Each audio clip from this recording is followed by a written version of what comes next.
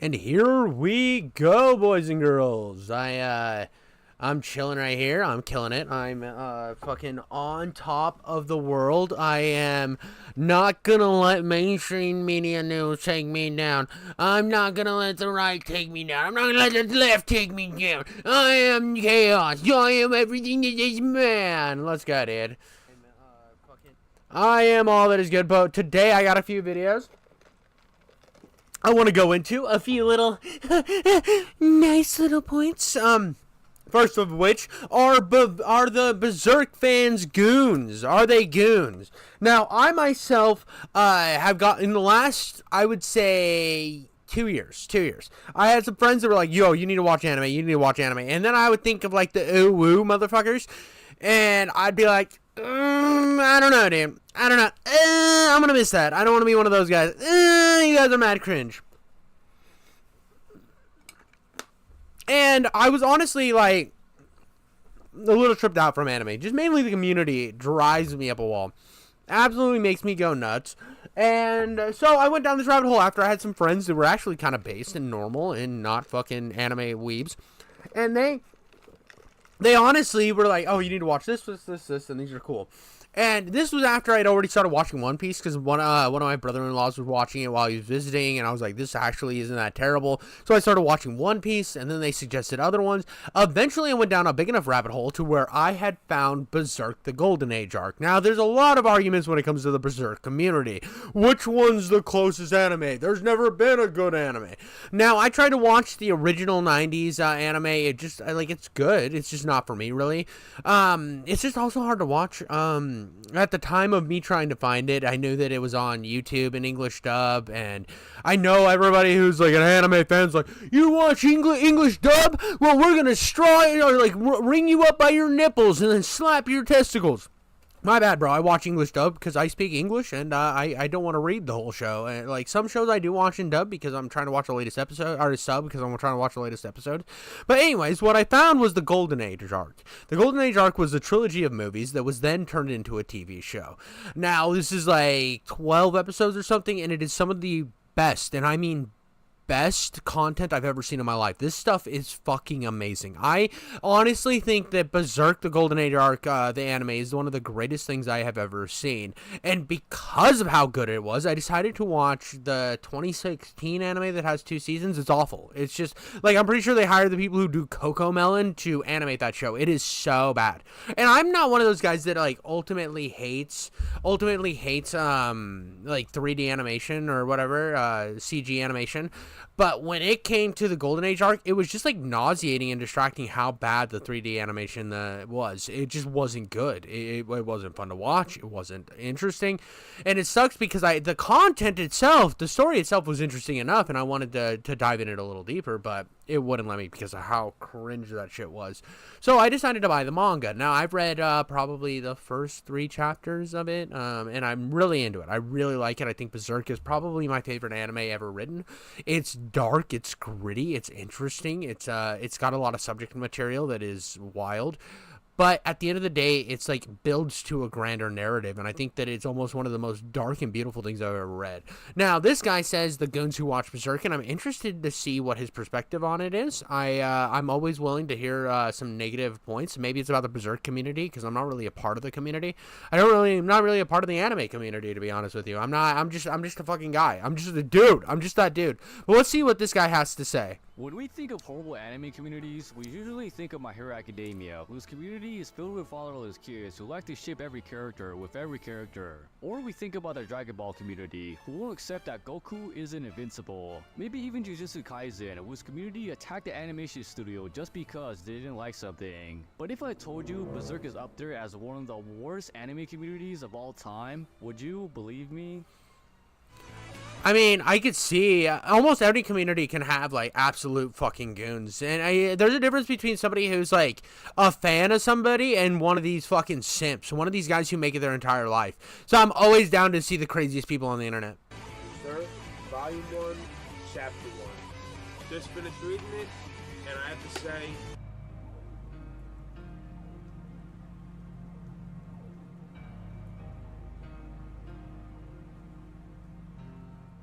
I mean, that's how Berserk makes you feel, though. When I watched the Golden Age arc, that shit wrecked me. Like, I was in pain. I was in pain after the Golden Age arc, in like a good and bad way. I've never seen something so dark and painful to watch and put me in such a dark place, but also like uplifting in a way because of how beautiful it is. Berserk is the greatest thing I've ever seen, and just in media in general, it is one of my favorite things I've ever watched. So it hits you like this, and that's normally like these cringe outs on the internet are a joke to see, but Jesus, dude, does Berserk have some of the most gnarly shit you've ever seen, especially when you think of anime and you think of stuff like My Hero Academia, One Piece, where it'll hit edgy every once in a while. Berserk's like, nah, fuck that, dude.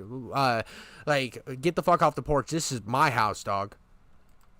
Berserk actually used to have the chillest community, and at its time, the series itself was actually the oddball, as it depicted an overly badass edgelord who wielded a giant slab of iron that was too big to be called a sword. But as time went on, the community would be split into 8 different sections, like the Griffith Defenders, the Berserk Lasers, Puck Cultists. Bro, anybody who's defending Griffith, anybody who defends that fucking monster is a demon, bro. Griffith literally just like molested somebody. So I'm not like, Griffith is like the worst character, like in terms of evil. He's a well-written character as a bad guy, but he is the worst. And the quote-unquote delusional fans who call themselves the strugglers. Though before we cover these, let's talk about the edgelords of Berserk. Like how the nickname suggests, these guys are the type to say those corny ass lines like, I am now the... or I'm really going to get mad if you keep doing this, bro. Like, and when I get mad, like, I see red. well, we're in all black and looking as dark and mysterious as possible. I mean, even I went through the edgelord phase, but for these guys, it's definitely not a phase. I never went through this phase. I just kept chilling as me. I just thought it was something deeply profound and painful. But these guys are fucking cringe, dude. Anybody who, so everybody, like, I remember in high school there was these type of kids, and I never made fun of them or anything. But it was like, bro, I like Green Day too, but calm down. These guys are the type to calm it down. Bro thinks life is all sunshine and rainbows under a happy video of a dog smiling. If you're a Bro, if you're that type of guy, you're that type of sad fucking incel type motherfucker, you need to go outside and make friends. Gus edgelord, you definitely have no friends because you think everyone is out to get you and your close family member and friends are actually apostles in disguise. You seemingly know this by the wannabe brand mark you tattooed onto yourself, or it's because you forgot to take your medication. And despite there being plenty of better arcs, your favorite arc Dude, that symbol goes hard though. That symbol does go hard. out of the entire series for some reason is the Black Swordsman arc, where the first chapter is Gus literally clapping demon cheeks. While the manga here isn't that bad, despite Dude, it is savage. It's good, dude. Well, here's the thing that makes the Black Swordsman arc, because this is the one I'm reading right now. What makes it so good is the fact, like, I'm reading it retrospectively after watching the Golden Age arc, which makes you understand why he is the way he is. And there is moments that I think that people think of the Black Swordsman arc as just him being a big, sad, edgy boy. But there is some really great moments where you can tell that he doesn't want to be doing what he's doing, and he's just like has to because this is the world we live in. The more depth, it's something that after the Golden Age arc you need to go back if you haven't read it since then, and you will have 100% different perspective on the Black Swordsman arc. Gus looking like a level 100 edgelord. If we look at the anime version, we get a whole nother story. Oh my god, what the hell? Oh my god, punch my mama in the throat, karate kick my daddy in the chest. What the fuck? Oh my god. It looks even worse from here, as everyone is pretty much looking like a Play-Doh character with random ass black lines that only make the scenes look worse. I'm not going to freaking go over all the horror. This is the worst thing I've ever seen. This is what I was saying with some Coco Melon ass shit. And this is what sucks because I wanted to read this. This is why I bought the manga. It's so piss poorly animated that whoever worked on this needs to just never work on another anime. Animation that Berserk 2016 and 2017 has, but if they were going to make everything look like it was made in the Unity engine in less than 30 seconds, why did they actually draw and make Puck look good? Now, what I can say is Berserk edgelords probably only ever watched the 2016 and 2017 version, which is probably why they have no idea what the series is supposed to be about. They also listen to Forgatsu on repeat while imagining the most edgy things known to mankind. Like, Dude, I'm not the biggest fan of Attack on Titan. It's good, don't get me wrong, Punk, but I watched out after he became the giant fucking Skeletor thing going through the sky. I never watched the ending of it. I just don't care. It's one of those that maybe I'll get to it eventually, and I have to say that it did get good when he started being edgy, but it still was like he kind of sucked at that part. It ruined all of his character, and it was like, yeah, the fights are better, but the story is kind of boring. It got boring to me. It just kind of ruined the flow it had. I don't know. I didn't like the later parts of Attack on Titan. I thought the beginning really built on the characters, and I thought he was an interesting character, and the fact that he just became fucking, I'm here to end everything because I'm a big angry boy, I don't know, it wasn't for me. These guys are the saddest motherfuckers on Earth, probably because they experienced something just as awful as what happened to Guts. But bro, you ain't gotta start singing those emo-ass songs. I will die for you over again. My daddy won't get off me. I just want to go to sleep, but he won't take it out of me. Like, when are you gonna wake up and realize that life ain't all dark and gloomy? Bro, the fact he showed this, bro, that's wild. That's wild.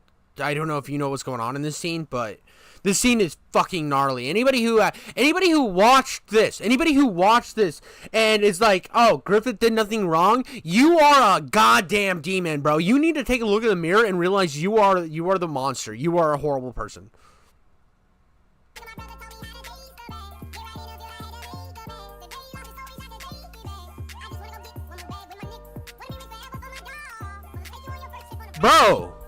Bro, he's just showing everything, dog. This video's wild. Griffith's Defenders, the abomination that somehow infested the community of Berserk. This delusional, psychopathic, heartless cult-like group claims that Griffith did nothing wrong, despite Griffith literally selling his booty cheeks for money to an old man, and then telling his friends that the only people he considers his friends are his equals, which he thinks he has none. This caused Gus to leave, but Griffith tried to stop him. Bro, this scene fucking cooks, dude. This cooks so hard. This shit is why one of the best parts of Berserk, because Griffith still thinks in his head that he is the real Giggity Schmoodle. He thinks he's dropping the beat like a goddamn demon. And Gus is like, you ain't him anymore. I'm fucking Himothy. I'm goddamn Himothy. It's so sick, dude. This is one of the most sick things ever put into a thing. And like, this is the moment that breaks Griffith, where he doesn't think he's the big man in town anymore. This is like the downfall of iDubbbz right here. This is the iDubbbz, the anime, is he thought he was the big man on campus, and then somebody took him down a peg, Sam Hyde, and then he went straight scorched earth and was willing to stab everybody and do anything to make himself look good.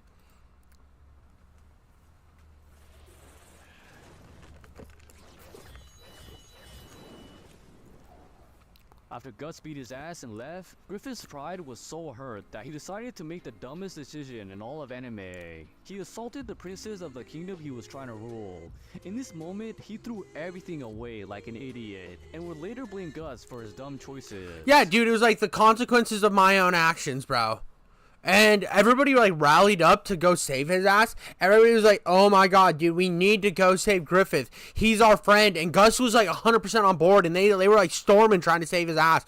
And this dude just willingly ruined everything. Like literally sold out everybody and was used him as like a meat farm for his power. He would be tortured for years and became disabled, in which Gus returned to bail him out. But Griffith would respond by trying to choke Guts. He would later try to assault Casca, which is Gus's girl, the waifu of Berserk. Then he ran off like a little pussy and summoned the God Hand, and proceeded to sacrifice all of his friends just because he thinks he's more important than everyone else. During it, he gripped Casca and scarred both Guts and Casca for life. Dude, there was nothing more painful in this than when Gus comes out of the thing and he finds out she's alive.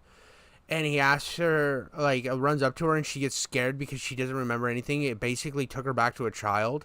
Like, it scarred her so bad that she can't even, like, process her own life anymore, that she's broke into a child. It's one of the most painful things I've ever seen in my life.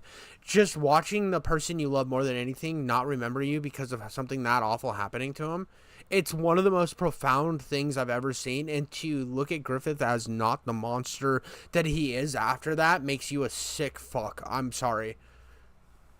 He pretty much did everything to betray his friends, but Griffith defenders claim that if Gus never left, Griffith would have never done that. But do these goofies not realize? But like the thing is, Gus left because everyone else had a dream, had a vision that they wanted to become something, had something that they were building to, and Gus was just there being the mad lad with a sword killing people, and he wanted to find something more for himself. He wanted a purpose because everyone else had one and he didn't, so he went out to find his own purpose. And that sucked that he had to leave Griffith and the crew, but he was literally just idling. It was times of peace and he didn't know what to do. He felt like he was out of place because he was always a weapon of war, and now he wanted to find out who he was other than this weapon of violence. And throughout that, he started to find that he needed his the thing that he cared about most was his love, and he was going to come back for that, only to find out that everything was in dismay, and he had lost and then ended up losing everything. Yeah, and so now his whole purpose is to take Griffith down. It gave him a purpose, but not the way he wanted. Realized that Gus left because he wanted to become Griffith's friend. Also, if my friend left, I wouldn't throw away everything and blame him, and I certainly wouldn't sacrifice them. I think he's missing the point. That's not the one. That's one of the reasons Griffith left. He wanted Griffith to see him as equals. He wanted him to be on the same playing field, but he knew that for himself he needed to find the bald king of gaming. Me? Is that me? I'm pretty sure I got tons of hair, bro. I got fucking just ridiculous amounts of hair, bro. It's that native fucking tomahawk. That's what I got going, dude. That's where my hair comes from, my dark ass fucking hair, and I'm proud of it. But he's also missing the point that he left also for himself. It was one so that he could find a purpose, so that Griffith would see him as an equal, but also just for himself. It was only partially to be closer friends with Griffin, but not all of it. For a random ass kingdom. Oh, you're the bald king of gaming. I didn't know you were bald. I mean, dude, Vin Diesel's sick as fuck and he plays video games. These Griffith defenders are the most delusional and most infuriating groups of people. These are the motherfuckers who be defending serial killers who have murdered an entire family in cold blood. Bro, this is like those people who, when they see a serial killer on trial and they think they're hot and they all of a sudden want to have their babies, or those people that literally write serial killers in prison. That's this type of group. This is that fan base. Griffith is a good looking She is very pretty though. ass guy, but damn, did you not see what he did? There are arguments for Griffith being innocent, such as him being the victim and him being tricked into betraying everyone he's ever known. I'm not gonna dive too deeply into this insanity, but here's a clip of the most sane Griffith defender I could find. People like to believe that Griffith assaulted Princess Charlotte, but that's actually really not true. For one, Charlotte is 17, which is the age of consent in basically all of the developed world. Griffith's age is ambiguous, but he's no more than a couple of years older than her. What's more, to claim she didn't consent is ridiculous. Sure, she was a little surprised when Griffith kissed her, but then she got really into it, going so far as to stick her tongue. Okay. This is maybe because I watched the anime, but they had like something going on beforehand, and it seemed like they were going to clap cheeks regardless. It just seems like he sped it up. I don't know if that really came off as assault as much as I don't know. It just didn't give me assault vibes. This one wasn't as much as he does assault somebody, so that's 100% a thing. And then he becomes the villain. But this just felt like instead of planning and like keeping the long game going, because it seemed like he was gonna marry her regardless, he just sped it up and then made himself look like an asshole. Now, I could be wrong with my interpretation, but I didn't see this scene as assault. I saw it more as he showed up and they just finally had sex. Like everything was building up to this, them having sex in terms of like how they acted toward each other, everything that was going that way. I didn't really see this as assault. I'm not defending Griffith by any means. It's just my interpretation. I never saw this scene as assault. So this is news to me because it wasn't in my interpretation. Mouth and stop pushing him away. Then he tries to touch her tits, but she says no and they fall. When Griffith sees that she's uncomfortable and trembling a bit, he stops immediately, comforting and reassuring her, waiting until she stops shaking to continue his advance, accepting her invitation to kiss her neck when she lifts her head back and when she lifts her arms to let him touch her body. After previously being frigid, this shows clear non-verbal consent. Yeah, so again, the way that this whole scene breaks down, and this guy sounds super fucking cringe, but the way that this scene breaks down, I didn't read it as him like assaulting her in any way. That was something I did not read. Now, everything else that Griffith did was absolutely monstrous, and his head deserves to be on a pike. body language. And it's not like Sherlock is too meek to say no. Just look how she Hi, Chloe! Welcome to the chat. We're reacting to some Berserk shit. reacted to her dad's sexual advance. There is zero sign of sexual trauma from this advance. Griffith was also in a dissociative state of mind, so if anything, Okay, his state of mind has nothing to do with this. His dissociated state of mind is why he, like, sped up his relationship with the princess. But again, I didn't read it as assault, so this is something that's a little, like, weird to me. I didn't know that this was like like, again, I'm not part of the Berserk community, but the way I read this was not of assault. It just kind of felt like a weird anime like sex scene. It just felt like an anime sex scene. It says like how all anime characters like when they like each other. So I didn't really understand. he took advantage of him in a vulnerable state and he couldn't consent. She raped him. Oh, okay.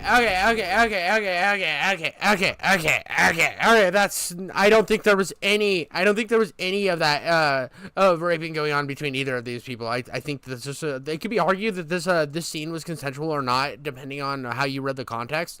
But in my context, it would seem consensual for both sides, and it was leading up to this. But I don't feel like he was put in that position. That's not how I read this. I feel like this just went delusional really fast.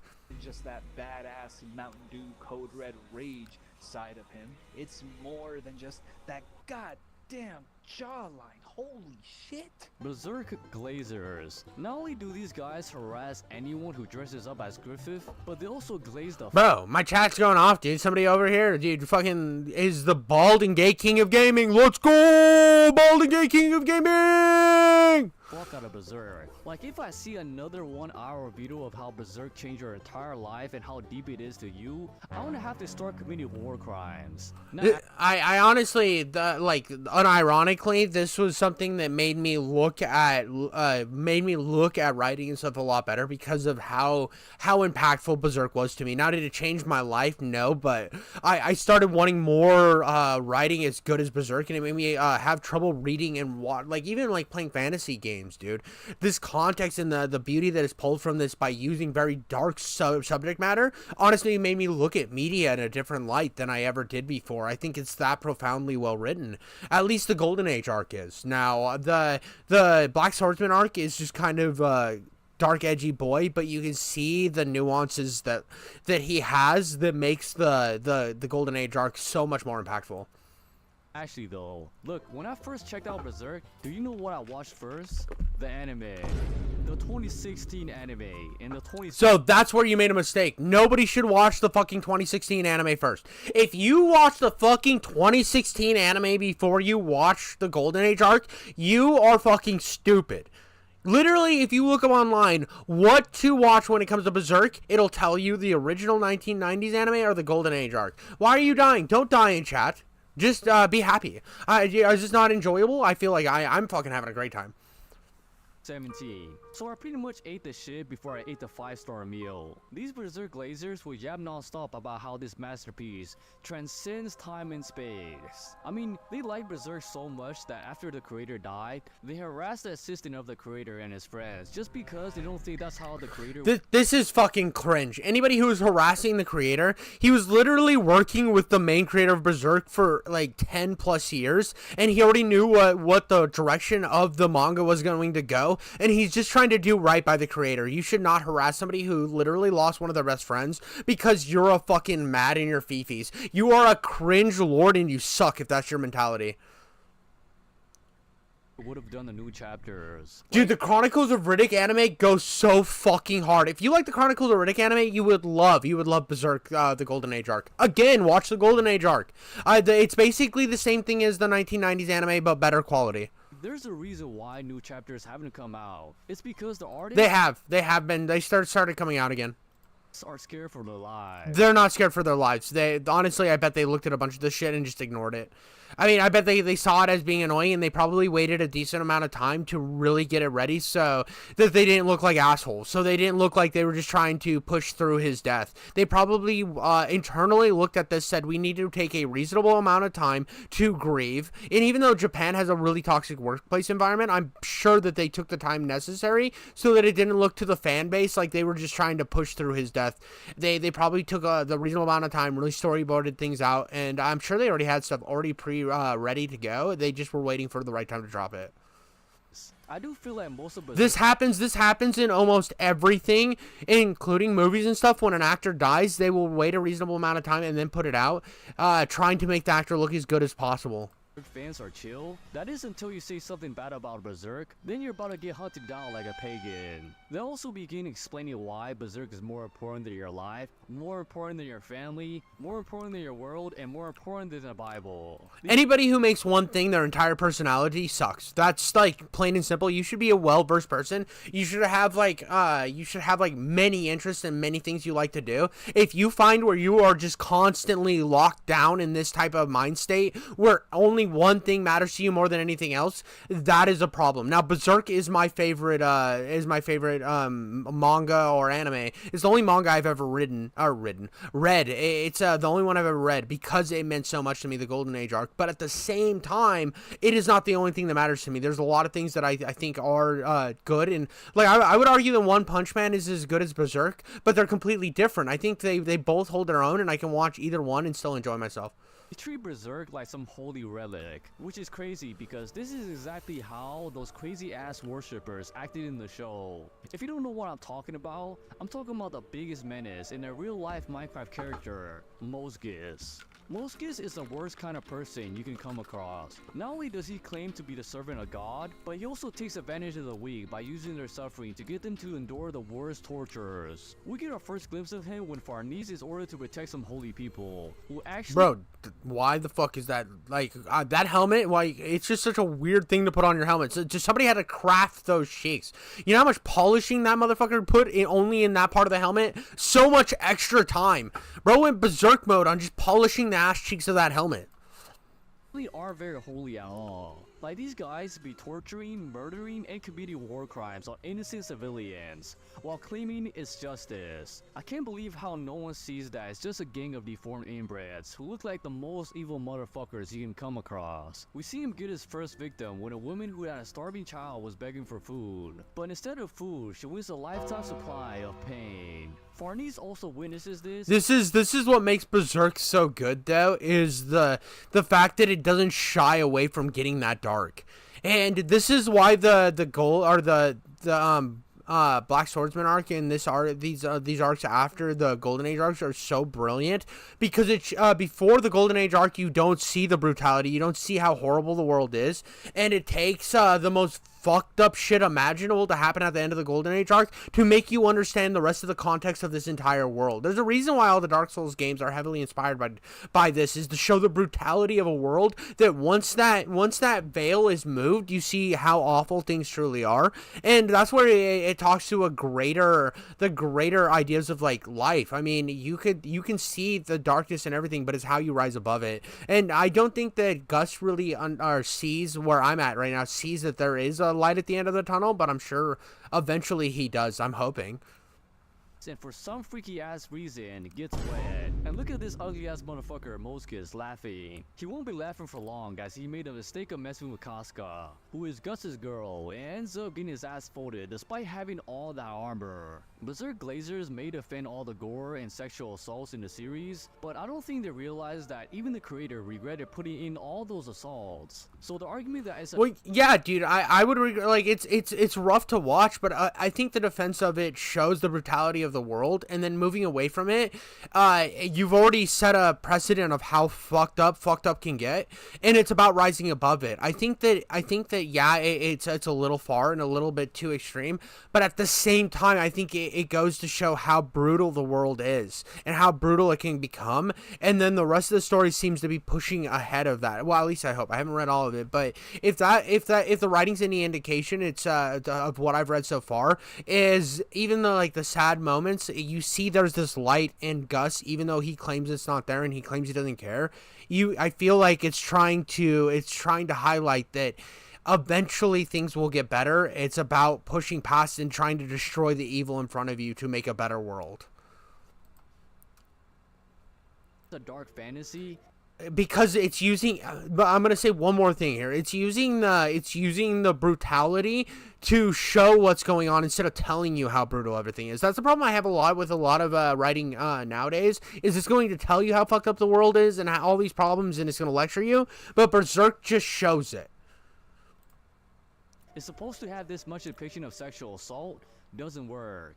No one in their right mind is gonna agree with their crazy ass. Alright, so now that y'all know about the Berserk Glazers, what about the haters of Berserk? What do they look like? Well, one thing I can tell you is that they definitely don't have big pecs or a jawline that can kill mountains. Because these haters are mostly from Twitter, who complain and cry about Berserk being too brutal for their soft ass. Also, why are these blue-hair Omni-gender smurfs checking out Berserk? What were they expecting? That it was just a story about Peachy Senpai? Have they not heard about how notorious it is for being the most brutal and dark Dude, Berserk, honestly, like, I think that a lot of people go into it expecting every anime to be like, oh, bad guy's there, you beat bad guy, everything's okay, next bad guy shows up, and then you beat bad guy and rinse and repeat until your dick's completely empty.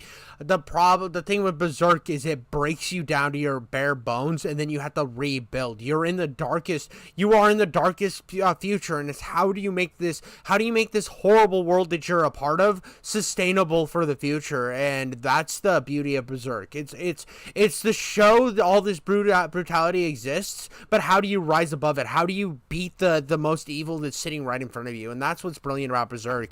And a lot of people get caught up with the gore and the evil imagery of Berserk, but at the end of the day, you're not reading the nuances, and that's your problem. You're not willing to look past it to understand why it's there from a critical level. show. They even try to cancel the creator Miura, who is already freaking dead. Rest in peace, the legend. Like they are rubbing dirt on a dead man's grave. They also say that women are treated poorly in the series, but did they not see how the men are treated in Berserk? Like both genders are being fucked up on both sides. Dude, that's stupid. If you're just like, oh, the women are treated badly, everyone gets fucked in this show. Absolutely everyone. There is no one who's okay. That's what's brilliant about Berserk. It's one of the reasons I like Demon Hunter. So, alright, I think it's called Demon Hunter. Demon Hunter so much is because no one's safe. No one's okay. The world is fucked. But you have to do something to change the world. Otherwise, what you went through is going to happen to someone else. Wouldn't it be sexist if they gave the woman the easy card? These creatures who are known as Berserk haters make no sense. So let's check out the Pug Cultists instead. Now, Guts has his fair share of tomboys and femboys, but what about this genderless thing? All Sigmas ain't skibbity. Exactly, bro. All Sigmas ain't skibbity. Like, I don't even know how that relates to this, but I like it. Known as Puck the Nazi, who has an entire cultist who secretly worship him as a deity. Probably because he's the only light in this fucked up world known as Berserk. Puck cultists like to spend 99% of their day debating over whether if Puck is a boy or a girl. Me personally, I think he's a boy. Looking at, actually, I don't know. He's a fucking fairy. Who cares? He's a fucking fairy. Like he just exists, bro. He's nothing. He's genderless. He's a fucking little fairy. He's a different species. Who cares? Who the fuck cares? These are people who have gender on their mind way too much. That like gender is the most important thing to them. Anybody who's like this, who fucking cares? He's like a little fucking he's a fantasy creature. It's like, who gives a fuck? It's like, oh, dude, that dragon that killed half of society, he was probably a male dragon because of the aggression. It's like, oh, no, she was female because it was probably on her period. Nobody cares, dude. This is the shit that's brain rotting your mind is gender bullshit. Oh, he doesn't have a PP. Well, even if we did figure it out, what would happen? It's not like our lives are gonna get any shittier or better. Guts and Puck are like best friends who hate each other passionately, but they can't help but lean on each other because Guts is the darkness that needs the light, while Puck is the light that needs the darkness to shine. This goofy naked creature made Berserk. I think a little bit needs to shine, but I think it was also a way for the writer to lighten up what was going on, to make you understand the nuances of Gus. I think without Puck there, I think Gus would just look way too edgy. But it's when you see that brutality and how Puck reacts to it, but then you see the pain in Guts' eyes, you see that Guts doesn't like that he has to do this, that he's doing it because he has to and there's no other choice. It's not about him not feeling and being so dark. It's about him doing what he knows he has to do, or otherwise the world's not going to get any better. And Puck lives from this very innocent perspective that you got to be nice, but Guts knows that no matter how nice you are in this world, nothing will get done, and somebody has to do it. Somebody has to get their hands dirty, and I think that's what it's a perfect correlation between the two. I think Puck's creation was literally just to highlight Guts being more than just your fucking I'm killing everything guy. What it is today, because without it, Berserk wouldn't be Berserk. It legit sounds like I'm one of those Puck cultists, which I am, because bro, Puck is the homie we all need, but too freaking bad, he died. Puck! What? I didn't know that. That sucks. No! Did someone really just say that Puck is a cheeked up, big booty elf that does all these sexual poses? Alright, that's about enough of Puck cultists for today. My queen.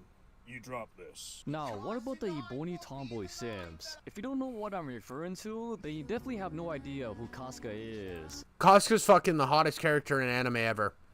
I'm just gonna say that. I was like so attracted to her. I also have a thing for brown women, always have. My wife is definitely Arab, so there is definitely a thing. I've always had a thing for brown women, so she was like, when I saw this, I was like, dude, it's like my wife.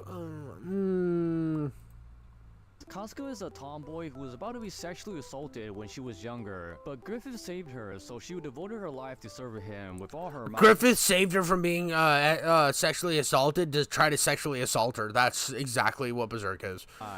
She pretty much fell for this charismatic, narcissistic femboy. That is until she met Guts.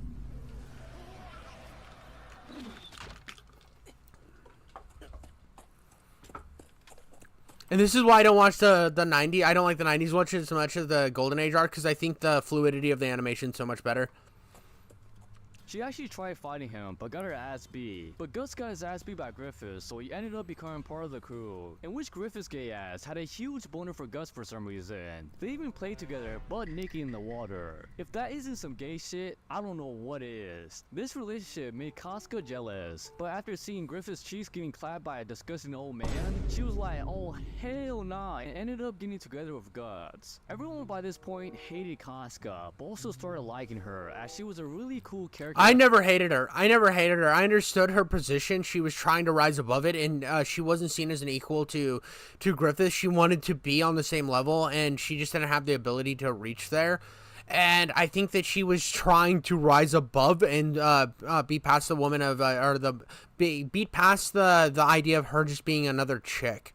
She wanted to rise above that, and I think that's very that's very inspirational. I thought she was a very interesting character. I never hated her, and I understood why she didn't like Guts, because it was something new. It was new to the environment, and honestly, everybody else in Griffith's crew was kind of hesitant of Guts at the same time, because he killed a couple of their crewmen in their first introduction to his character. So I honestly think that if she was right to be as standoffish with him, I thought that it worked perfectly. I don't understand how anybody could have hated her early on.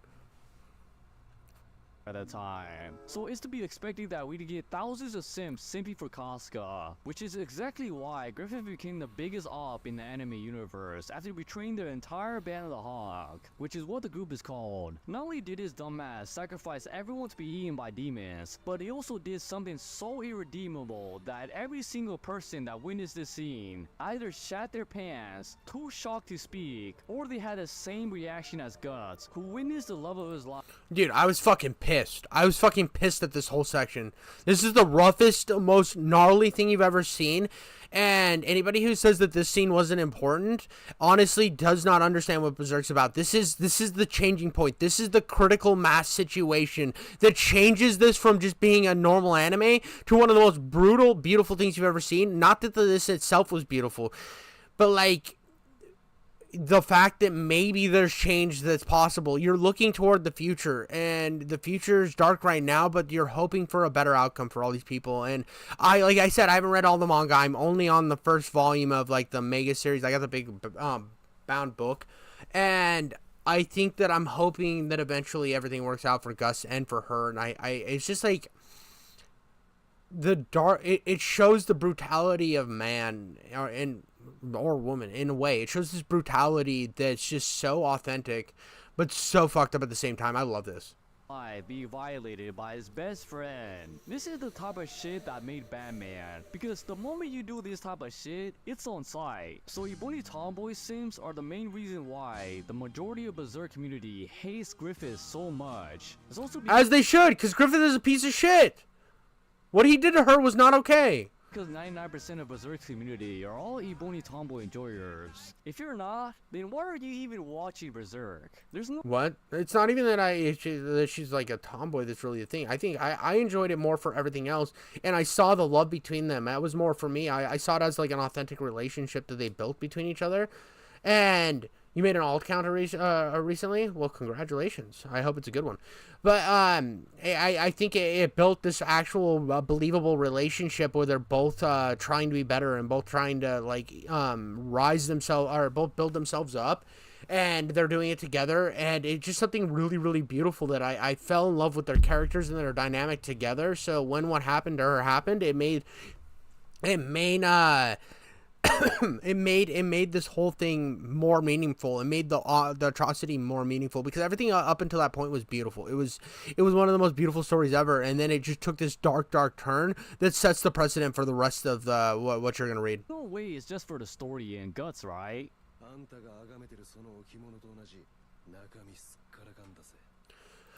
Piece of advice: if you're going to put this shit in your video and not have any sub, then just do the dub.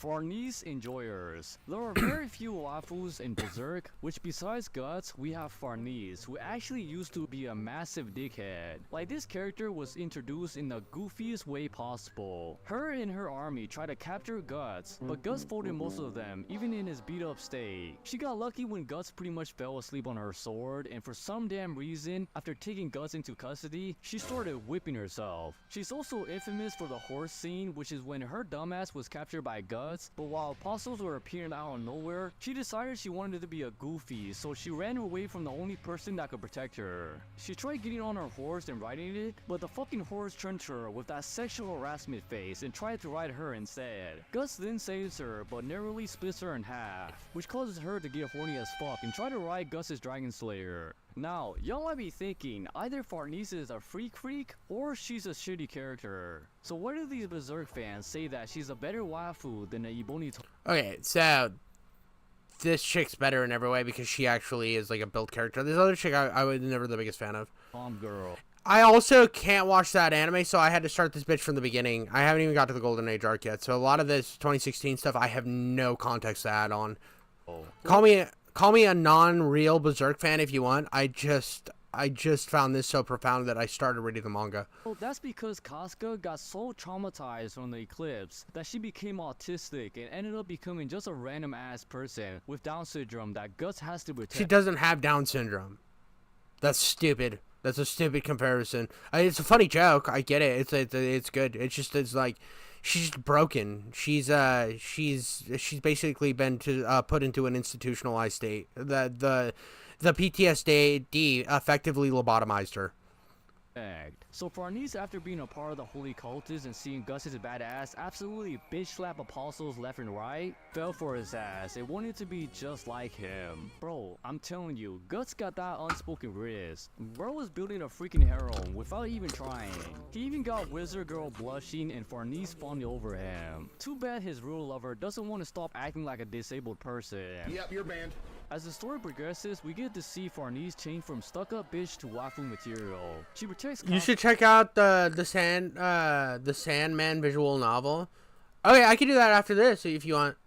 Well, and even fights alongside Guts. I mean, all of us would have shat ourselves if we saw the things Guts saw. But Farnese shat herself and still chose to stay by Gus's side. I would say if you're a Farnese enjoyer, you definitely have more sense than the Ebony Tomgirl enjoyers who are just stuck in the world of nostalgia of Casca in her glory days. Well, I think it's the hope that Casca will become good again. Well, I think the best thing for this wouldn't be this new girl. I think it would be Casca finally breaking to reality again. I think that's what most people want. I don't think that they're stuck here. I think they want a brighter future, because I think everybody wants to see things turn around in this universe. That's where I'm at with her. I want to see things come back for Gus again, because he cares so much.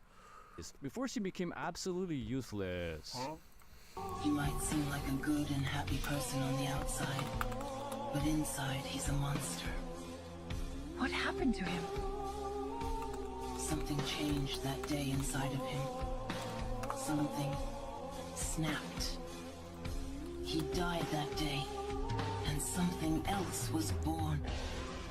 There's one more type of fan that used to run the Berserk community before it was taken over by idiots. The Strugglers. The Strugglers are the motherfuckers who actually like Berserk and want to defend it with their lives for some reason.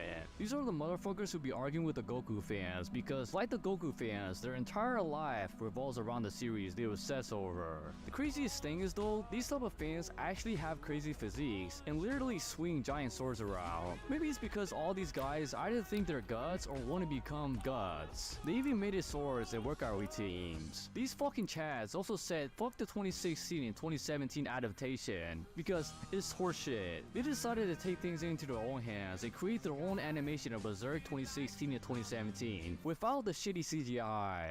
Studio Eclipse is definitely gonna do the series justice. This got shut down. The fucking Black Swordsman arc by them got shut down by the studios, or by the people who own the rights to Berserk. So we are not gonna see this. It's a big sad day, and I'm actually kind of upset about it because I was really excited for this. Because for years, this series has been dragged through the mud, spat on, thrown into a pile of cow shit, and left to raw because no animation studio believes in it. Remember, Studio Eclipse is literally just a group of Berserk fans who teamed up to remake this masterpiece. Though these type of Berserk fans still have that edgy characteristic, which is inside of all Berserk enjoyers. What's up, it's Calistoic here, and I want to say a few things. So first things first, Studio Eclipse. Studio Eclipse has... And it sucks that this isn't coming out. I saw a few months ago it was released that they were gonna get sued. Pretty much has to abandon the animation because the studio itself, the publishing company, like copyright strike them.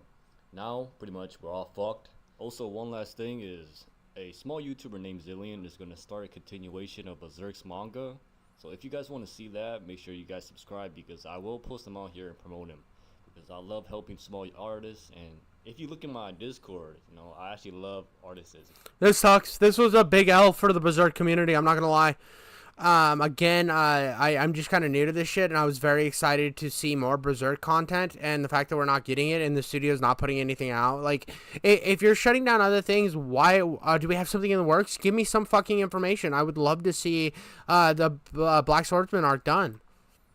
Okay, I was, love to help you guys out. And one last thing, okay, the studio, the publishing company itself of Berserk's manga, don't know what to do with Kentaro Miura's work. Okay, they just, as you can see, they haven't posted any new chapters in like. I think this is wrong.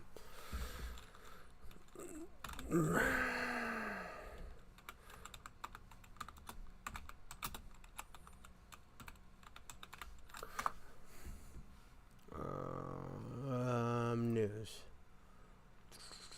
Scheduled for fall of 2024. So after returning for the hiatus. So yeah, it's coming back. It's coming back. Hella time, okay? But you guys stay tuned for that, okay? Alright. And I understand their position. You don't want to come back and then fuck it up. You don't want to come back and fuck it up. That's if you have something as important as Berserk and the main author just died, you can't just show up and then just act like nothing happened. I understand the hiatus because they want to bring back out a product that lives up to his standard and try not to besmirch his name. I can completely understand the time. And you should link the Sandman visual novel in chat. Alright, boys, that's all I gotta say. Peace out, and I love y'all. Yeah. The author of Berserk died. He died in 2023. He is gone. There is no more. He is no more. But the guy that he worked with, like the entirety of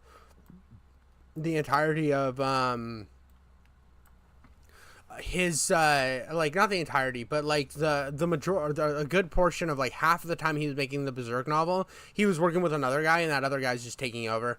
So I think that it's in good hands. It's just about taking the time and trying to bring something out that's right. And now I haven't read up to that point. I don't. By the time I would get there, it would probably, the Berserk's probably going to be done. I just am really sad that Studio Clips wasn't able to put out the product they wanted to put out, because I had a lot of hope for what they were going to do. I had a good feeling that it was going to be better than whatever the slop was, the 2016, 2017. The visuals are so distracting with 2016, 2017. I can't even understand what's going on. I get to where I'm not paying attention anymore, and it really sucks. It really sucks. But yeah, that's the Berserk fan taste being goddamn gooners. I agree with some of the sentiment in the video. I am a bit of a Berserk defender. If anybody says Berserk shit, I just think your opinions are invalid. But that's my take on that. What should we watch next? I think I might watch one more video, and then I'll play a little bit of games. I will watch one more videos and play a little bit more games. I want to watch this thing from High Glowy. I don't know where High Glowy went. In chat, he said he had something he wanted me to watch, and I'm fully willing to watch it. Hey man, I went to sleep early last. He hasn't linked it. I guess we're not gonna watch that. So here we go. Time travel horror series that's too graphic for YouTube. Do you want to watch that? I know you're into horror, light chops. So let's watch this. What do you think? Yes, no, maybe so. Suck a toe all the way to Mexico. Here's how the average man's. Yeah, this is good. This is good. Any upsetness with it or whatever? I think this is good. I guess he's gone, dude. I guess he's gone. I guess High Glowy left chat. But what do you think of this? Hate time travel. Every time I get recommended a time travel movie, it always gives me a bad taste in my mouth. Steins Gate, Summertime Rendering, and Back to the Future were really the only stories I was able to enjoy, but either way, it was always hard to just keep up with the different timelines and the way the situation... This is the problem with time travel. Another thing with time travel that I have to do, something I always have to do with time travel, is, I have no mouth and I cannot scream thumbnail. Yeah, it does give me vibes of that. This thumbnail definitely gives me vibes. And now I have no indication of who this guy is. Crispy. I did love that. It's been 4 months since I did love this thumbnail. I thought this thumbnail was gorgeous, and that's why I wanted to jump into this video. I think that's just a really brilliant thumbnail. He's got some great thumbnail art, and I'm a big fan of good thumbnail art. I've been working my ass off trying to make my thumbnails up to a quality like this. And I think that's why I'm so interested in his thing. But the thing with time travel that always drives me nuts is it's like I have to shut my mind off to not find issues with the time travel, to find holes in it, because no matter what you do with whatever time travel material, you're going to find fucking little plotty-waddy holes that make absolutely no sense, and it's there's always going to be paradoxes and shit. That's the problem with time travel, and you have to willingly suspend your disbelief for time travel almost more than anything. Time travel. Every time I get recommended a time travel movie, it always gives me a bad taste in my mouth. Steins Gate, Summertime Rendering, and Back to the Future. I've only seen Back to the Future out of those three. I don't know if Steins Gate or Summertime Rendering are any good. Let me know in chat if they are, or the comments when this comes out as a video. Just definitely let me know, because I'm actually really interested. I watch a lot of this type of shit when I'm like playing games on my phone. Like I use cloud gaming a lot, so what I'll do is I'll play a game while I'm watching anime or TV shows or movies. Really the only stories I was able to enjoy, but either way, it was always hard to just keep up with the different timelines and the way the situations are changed. So I was actually shocked at how addicted I got to Psycho-Pass, a horror mystery series made in 2022 by Honda. I hate the paradoxes. Like, brother, just think of an answer. I don't know if you meant that to be as fucking hilarious as you did, but that's pretty funny. I am interested. I like the look of this already. Like, I mean, I could tell what those are, but I like the griminess of this. So I'm actually really interested to see this. I got to Psychopath, a horror mystery series made in 2022 by Honda Shingo. It's about a detective. I wonder if this has an anime out on it. Who time travels back to the past to prevent horrific crimes that happen. The catch is that the detective goes back in time in somebody else's body. For such a normal concept, I did not expect the amount of messed up stuff in this manga. It's becoming one of my favorite series to read, so shout out to the people that actually suggested it to me in the comments. So today, we're gonna dive into the first. This looks like a saw trap right there. This looks gnarly. I'm actually really interested in this, not just because there's nice tits on screen. That has nothing to do with it. It's the fact that there's like I like a gritty nature. I used to like the Saw movies. I like the Saw movies not because they're good, but because they're fun to watch, and I like the imagination behind the traps and some of the backstory I found on the actual Saw character to be kind of interesting. 2 arcs of the series and break down just how wild and shocking this series can get. And trust me, this series can get really bro's decked out like a cow. Look at all these udders to milk from. Really weird. But if you guys want to see more anime content like this one, then why not go down and hit that subscribe. We'll see how this video is. We'll have to. You like Saw, Psychopath? You know, maybe I'm a psychopath. I didn't like the Hostel movies very much. I thought they were okay. I felt like Hostel was Saw without the fun of there being a reason behind it. Saw did get a little ridiculous where they were just fucking straight up murking people for smoking. Subscribe button. If you guys want a part 2 to the series, then let's go ahead and reach 2K likes on this video. But without further ado, let's get on with it. Yeah, go ahead and give this shit a like. I'm already liking the vibes of it. I'm going to hit it with a like right now. Oh, you already hit the 2K. Congratulations, buddy. The story kicks off with Godai Itsu, a hot-headed 26-year-old detective, taking down a Yakuza operation, only to get chewed out for using excessive force. He's tough, but cares deeply. Speaking of excessive force, I was playing Marvel Rivals recently. That game fucking slaps, and Punisher's the best character in that game. I don't give a fuck who you are. I just think that needs to be said. For his 17-year-old sister, who he's been raising on his own. Not only does Saw make me feel extremely sick, it runs on shock value. It's extremely fucked up. No, I agree. It runs on shock value. But I feel like the shock value is necessary to the story it's trying to tell. It's different than and Saw's not greatly written by any means, but I think that it's done in a way that it pushes the story forward, and none of the movies feel boring, at least. Actually, I take that back. There was one. I think it was Saw 6. I don't know. They have like an insurance guy going through the things, and it gets a little ridiculous and a little boring. I wasn't a fan of that one. But most of them, it has a point, and when you're going into a Saw movie, you kind of understand what you're getting at. And body horror in general is just something I've always enjoyed. I think that it pushes the realm of the medium in a really good way, and I think that you then get some overlaps. Like I did a video on it, but I did a Boy Kills World, and I didn't really go into how the movie kind of has like a body horror element, but the kills in that are gnarly and very realistically gnarly. Compared to something like a normal action movie. Like when he hits somebody with a cheese grater, Sachi's knocking him out, he's fully pulling skin off of their face.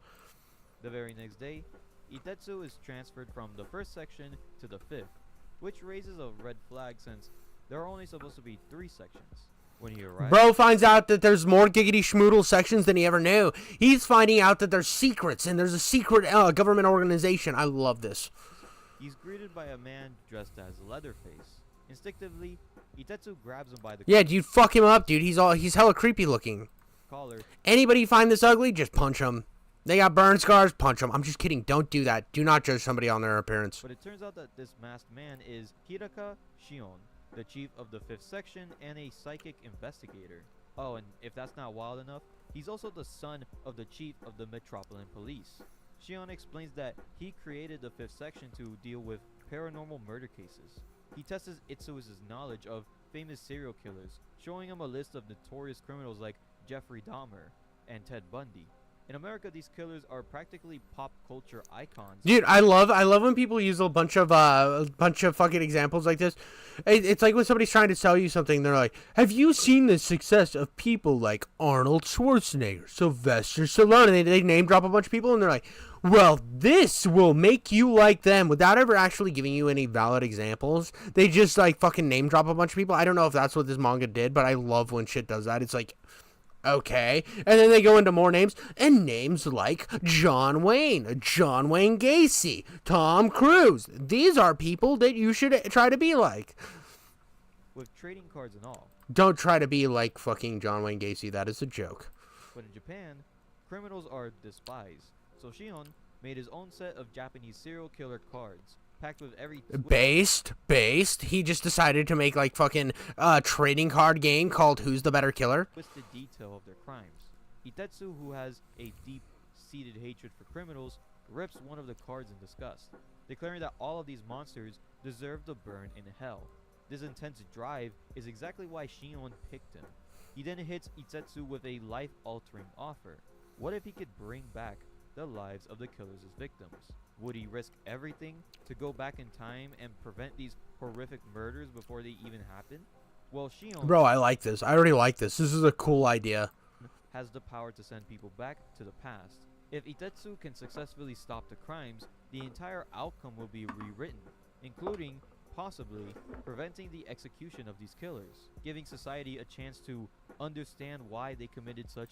Dude, the understanding is literally they were narcissists. It's the same thing with people who are mass shooters. They're all about trying to get attention and doing the most fucked up thing imaginable because they feel like their life sucks, so they want to make everybody else's life suck too. It's all about a position of power, and that's what all these people are. And that's why we haven't seen serial killers as predominant as they were back in that time period that they were like really popular, is because what started getting the media's attention? It wasn't serial killers anymore. It was mass shooters. So now we have an epidemic of those. I'm betting money. Now, I'm no psychologist, but if I were to look at these degenerates and then like if I will like put them next to each other, I bet there would be some correlation between the two. His axe. One of these killers could even be the one responsible for murdering Itetsu's own family. Fueled by the chance of revenge and redemption, he's all in. Shion loves his enthusiasm, but if he fails, there's no coming back. Shion shapes his hand to a gun and points it to Itetsu's forehead. Bang. Itetsu finds himself waking up, chained up in a dark room, in the body of a teenage girl. Whoa, dude. Oh, dude, what? Oh, so he's sending him back to the consciousness of an actual victim. That's fucking amazing, dude. That's so good. Oh, that's so good, dude. Oh, dude, I'm sold, dude. This is sick. You're in the mind of a victim. Oh, I love this. I'm in love with this.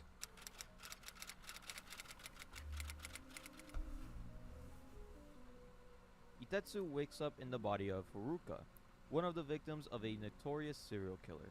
Haruka and another girl, Junko, have been trapped in the killer's basement for a month. And Itetsu... Bro, I want to see... I hope this has an anime, bro. I hope this has an anime because I will watch the shit out of this. Who knows from the case files that Junko is going to die soon. Suddenly, the killer, Izaki Yoshinobu, walks in wearing a grotesque outfit made... Bro, that is such sick art, bro. That is fucking amazing art. I am so down with this. I'm down with whatever this is trying to do. I'm in love with this so far. This is fucking gnarly, bro. I hope that he giggity schmoodles this guy's ass, dude. I'm so excited for this. From the breast of his 6 previous victims. He checks if Junko is lactating, but... Bro, he checked if she was lactating. No, dude, no. Oh, dude, this is so sick. It's like you ever see fucking, oh god damn it, it's based off of Ed Gein. It's Silence of the Lambs, dude. Have you ever seen Silence of the Lambs where he's making a bodysuit? This is like that, but only using the tits. This is wild. This is what it's all about. This is awesome. I'm in love. This I need to see this. When she isn't, he brutally cuts off her breast and knocks Itetsu out after he tries to fight back. God, this is gnarly. I hope they made an anime of this. I will watch the shit out of it. When Itetsu wakes up, Junko's severed head is lying next to him.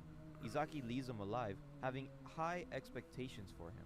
He drugs Itetsu and forces him to drink milk, keeping him weak and under control. Later, Izaki brings in another victim and repeats the horrific cycle.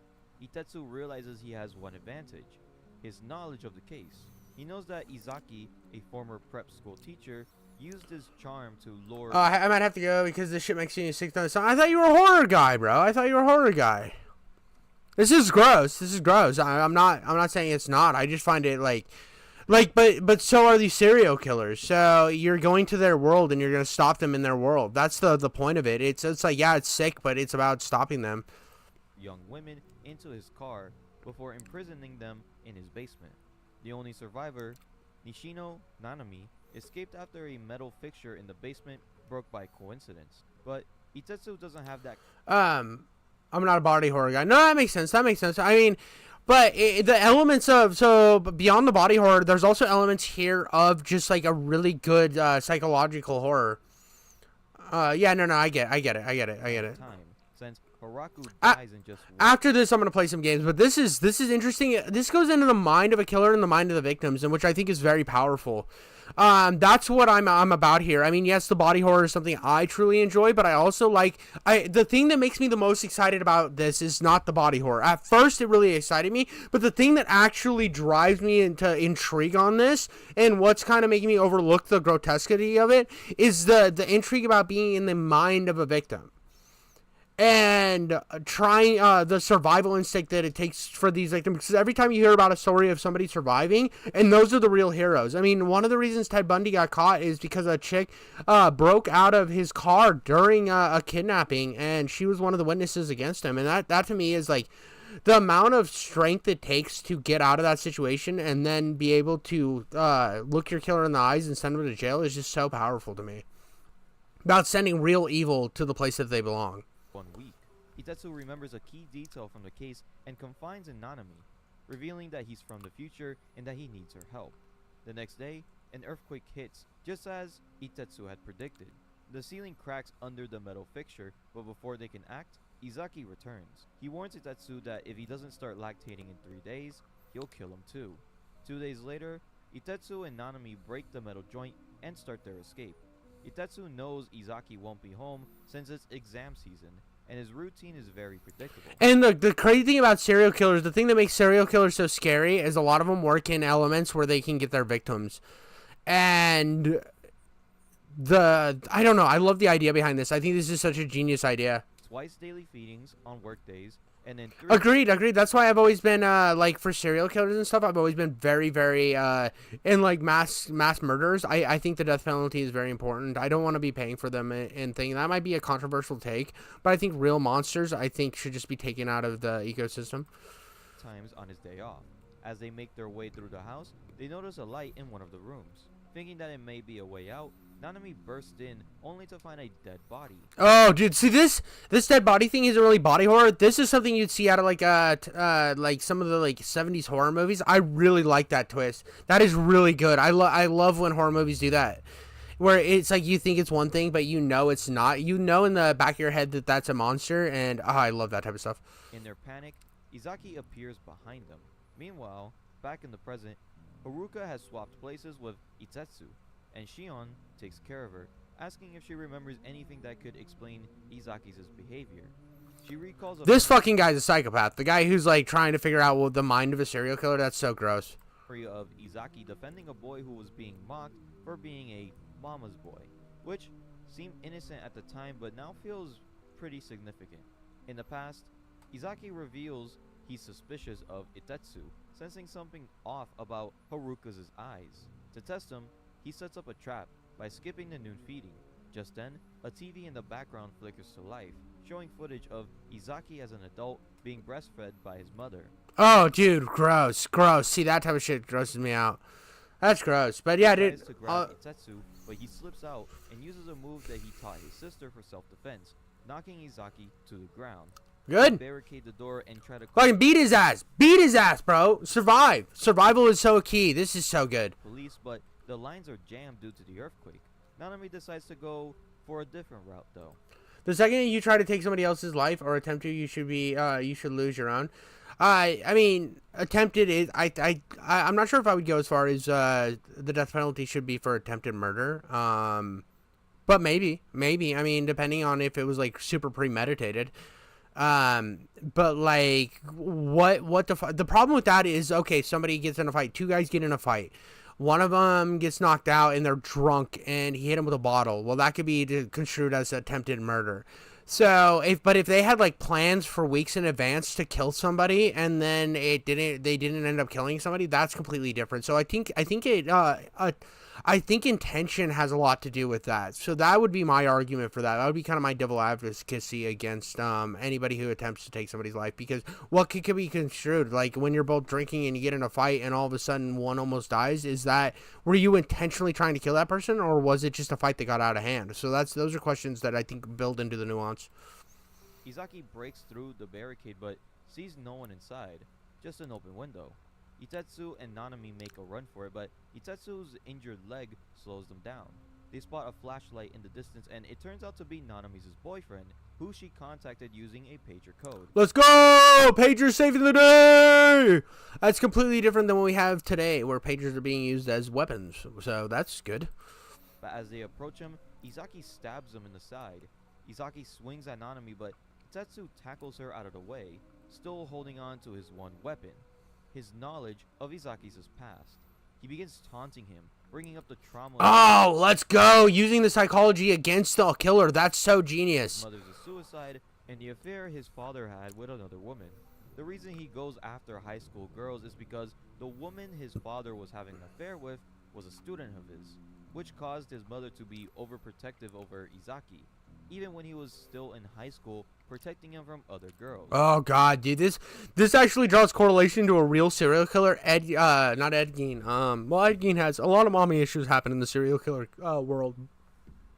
But the one I'm thinking of is the co-ed killer. His whole mom hated men, so she literally browbeat him and told him how scummy men were and how horrible they were his entire life, which made him go after the women, because she was like worked at a college, and she talked about how he was never good enough to be with all these brilliant college girls, so that they were better than him, so he would kill them to show her, which is so messed up. But it's kind of that same correlation right here, which I like that they utilized that.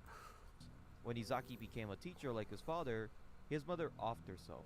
Oh god. He's had a hatred towards high school girls and the problem with the deeper psychological thought on this is the fact that he never got to get back at his mom for being like evil like this. Instead, he took it out on others.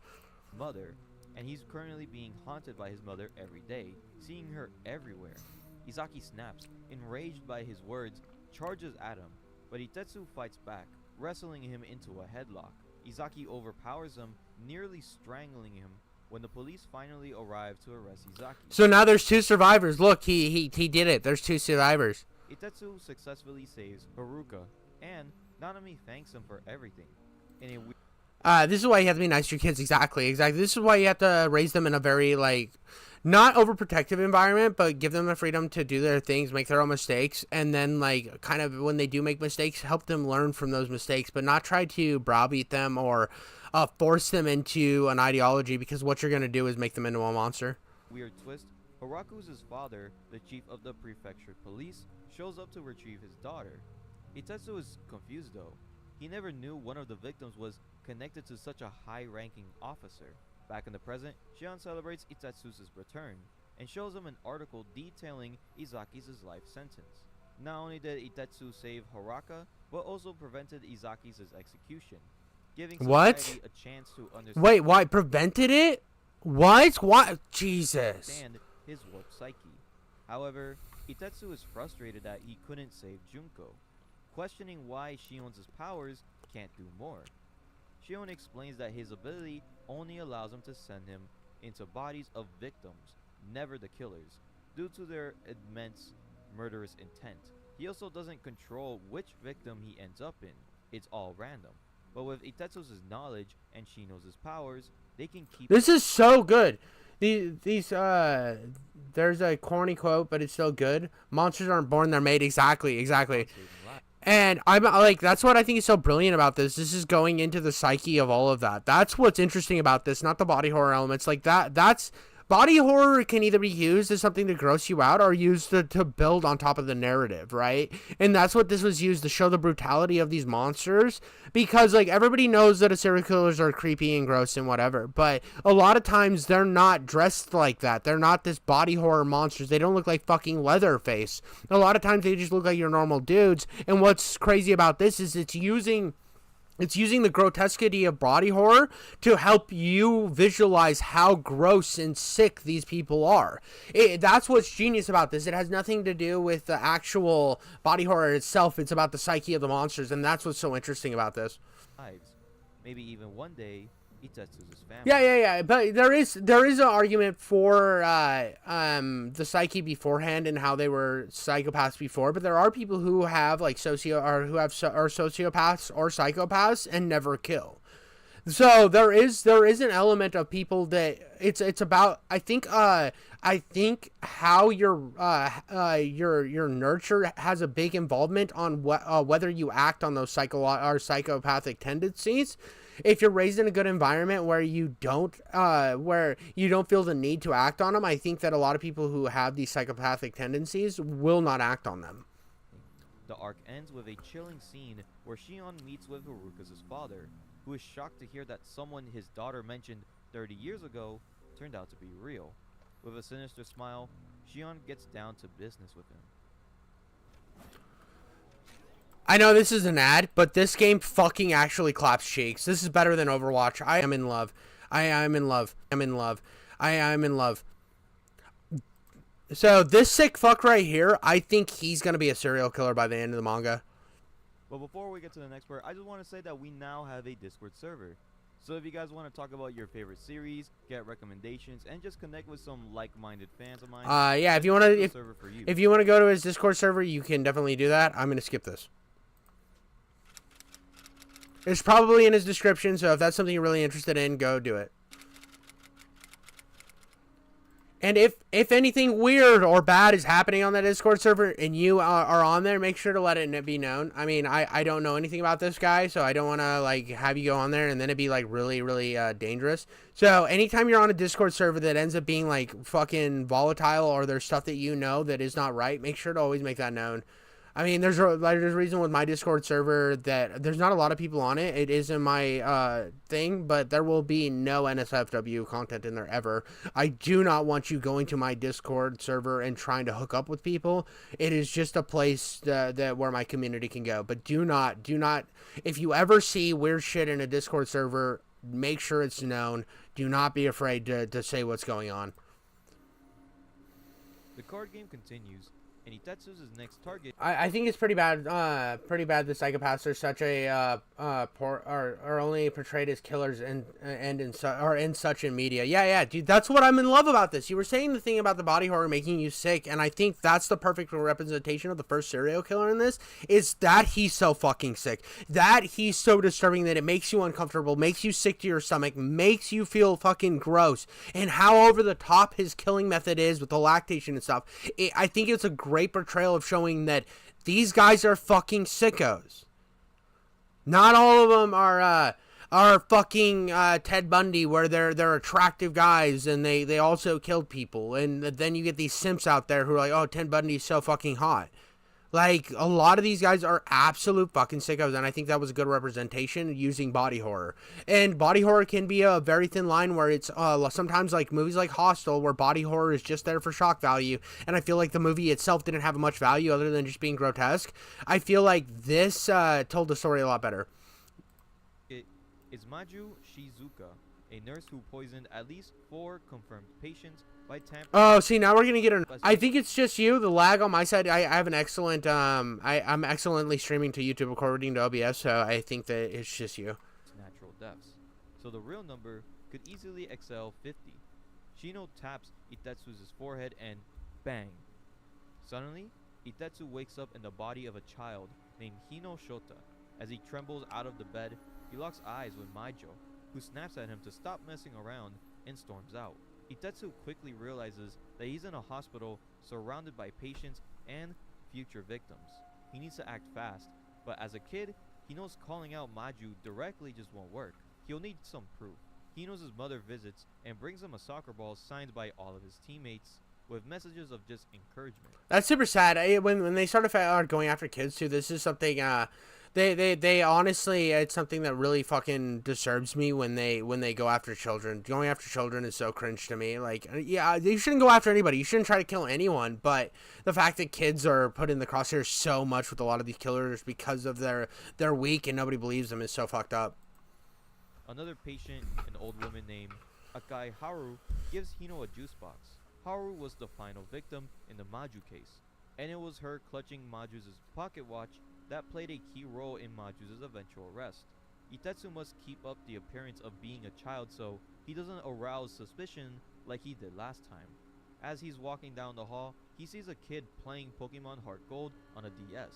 He borrows the DS, helping the kid defeat a tough enemy in the game, which brings back memories of him playing with his little brothers. This gives him an idea. He could use the DS's camera to gather evidence. He overhears a doctor berating Maju over a patient's death, accusing her of screwing up the dosage again. Bro, if there's something in like the medical community, if you notice somebody's constantly screwing up things, like report it. Like, honestly, whenever you notice stuff like this, the biggest problem is it goes unreported for so long, and it should be reported. Like she did 1 year ago. She denies it though, but the doctor isn't convinced. The hospital director intervenes, pulling Majo aside, telling her that he'll cover for her, just like he did before. From atop of a nearby shelf, Itetsu listens intensely. In the present timeline, Hino Shota is ecstatic, enjoying his new role as the young police officer, and relieved that he won't need surgery. But Shino wants to give him a taste of fear.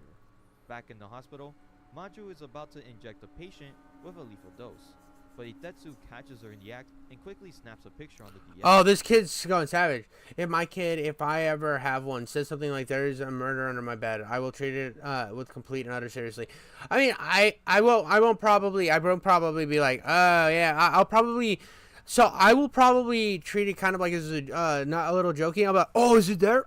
Oh, dude, don't worry. Dad scared it away. That's probably how I will handle it because I don't want to put more fear into the child. That's my perspective on it. I will probably act like I'll be like, no, you know, I see him right there. Oh, I ran him off. They won't be back ever again. Your dad's too big and scary. Something like that, dude. I don't think you should lead into it too bad because a lot of it is the fear of the dark and fear of the unknown. And to build into it too much is going to give them a phobia or have them be scared of something forever. But I mean, everybody's different in that regard, so. After she leaves, Itetsu rushes to stop the IV from harming the patient. As he exits the room, Maju confronts him, suspicious of his behavior. He panics and runs, but he knows his body isn't fit for such stress, and his heart condition starts acting up. Maju finds Oh no, dude, this poor kid. Heart conditions are the worst. I'm so scared. Like, there's nothing that scares you more as a parent than knowing that your kid could end up with a condition that ends up in the hospital. And anybody who out there who has a kid in the hospital and is working or like dealing with this, my prayers go out to you. I mean, I'm not the most religious person, but I still want the best for you and your family. Struggling to breathe in his bed, sweating profusely. She takes the DS, claiming that it's bad for his health, and then leaves. The next morning, 4 more patients die in the same Jesus Christ! Bro, if people are dying like this, bro, it's not just a slight mix-up, dog. way. The director covers it up as an illness, just like the other victim. You have a story?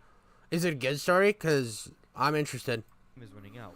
Hino's surgery is in 2 days, and Itetsu needs the DS back to expose Maju.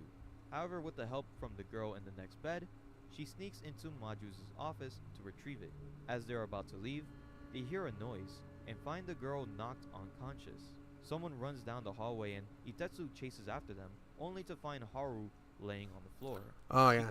My dad once ate sand at Blackpool Sands and he had to go to the hospital. Oh dude, was he okay? Was he fine? I mean, obviously if you're telling this in past tense, he's probably fine, but that's crazy. Why did he eat the sand? She was heading to the bathroom and finds the pocket watch on the ground. Before Itetsu leaves, he stares down at the hallway, sensing something odd. The next day, Maju confronts Itetsu for stealing the DS, and she storms out of the room. That's when Itetsu had a breakthrough. Oh, he was a baby? He was a baby when that happened? That makes more sense, dude. That's sketchy, though. Like, that's so scary that you could be chilling. You could be chilling, and all of a sudden, yeah, your kid could eat something they're not supposed to and almost die. That's so fucking chilling. That scares me so bad. As the killer prepares to strike again, Itetsu reveals the truth. Akeharu is the real culprit. Oh! Footsteps gave her away, and her excuse about going to Oh, it was never the nurse to begin with, dude. The nurse wasn't it to begin with. the bathroom didn't make any sense, considering the location of the restroom. Haru confesses, but her motive isn't malicious. She believes that she's saving the patients from their suffering. Oh my god, it was the old lady the whole time! Dude, that's such a good twist! Giving them salvation and then putting all of the blame on Maju for mishandling their care. Itetsu had been recording the entire conversation on the DS, and as he runs to find a nurse, Haru catches up, violently throwing him against the walls of the hospital. Oh, this is good, dude. See, this one has nothing to do with body horror. This is just changing your expectations of what's gonna happen, dude. This is actually a good twist. Then after a few days, his parents insisted insisted they took him to the hospital locally. Well, I'm glad that they took him to the hospital. I'm glad he's okay. Obviously, he made it because he had he nutted up your mother. Tries to fight back, but he knows. And then you were here to watch my chat, so that's fucking good. And the very night, his parents took him back to the doctor and went crazy and killed several children. Oh, now you're doing like a horror thing in the comments. That's cool. I mean, I like and then went crazy and killed several children. Jesus. His heart condition flares up again, just as Haru is about to inject him. Sometimes, like Chomp, sometimes I'll be taking your stuff seriously, and then I'll read you. You go into like a horror background, and it's just like insane where you take chat sometimes. With a lethal dose, Maju walks in. Haru takes Itetsu hostage. Oh, it's a real story? Your grandparents went and killed a bunch of people at a hospital? Or back for the doctor and went crazy and killed several children? So your grandparents murdered people is what I'm getting from this chat? Demanding Maju inject herself or she'll kill him. Maju complies, but before she can go through with it, Hino's soccer ball flies through the air, striking Haru in the head. The little girl. It's the little girl! Shout out little girl! She saved the day! Let's go, dude! She is the ultimate giggity schmoodle of this story. She's giggity schmoodling at a level nobody could understand. She was better, she was bigger, she was the soccer queen! The hospital room had thrown it, and she wasn't alone. She had also brought a security guard. With their help, Itetsu takes down Haru, and she asks him who he really is. And he replies that he's from the future. However, she seems glad that there's someone else with the same sort of power. But before she can say any more, she swallows a cyanide pill and dies on the spot. Oh, shit. Itetsu gives Majin the DS and switches back to Hino.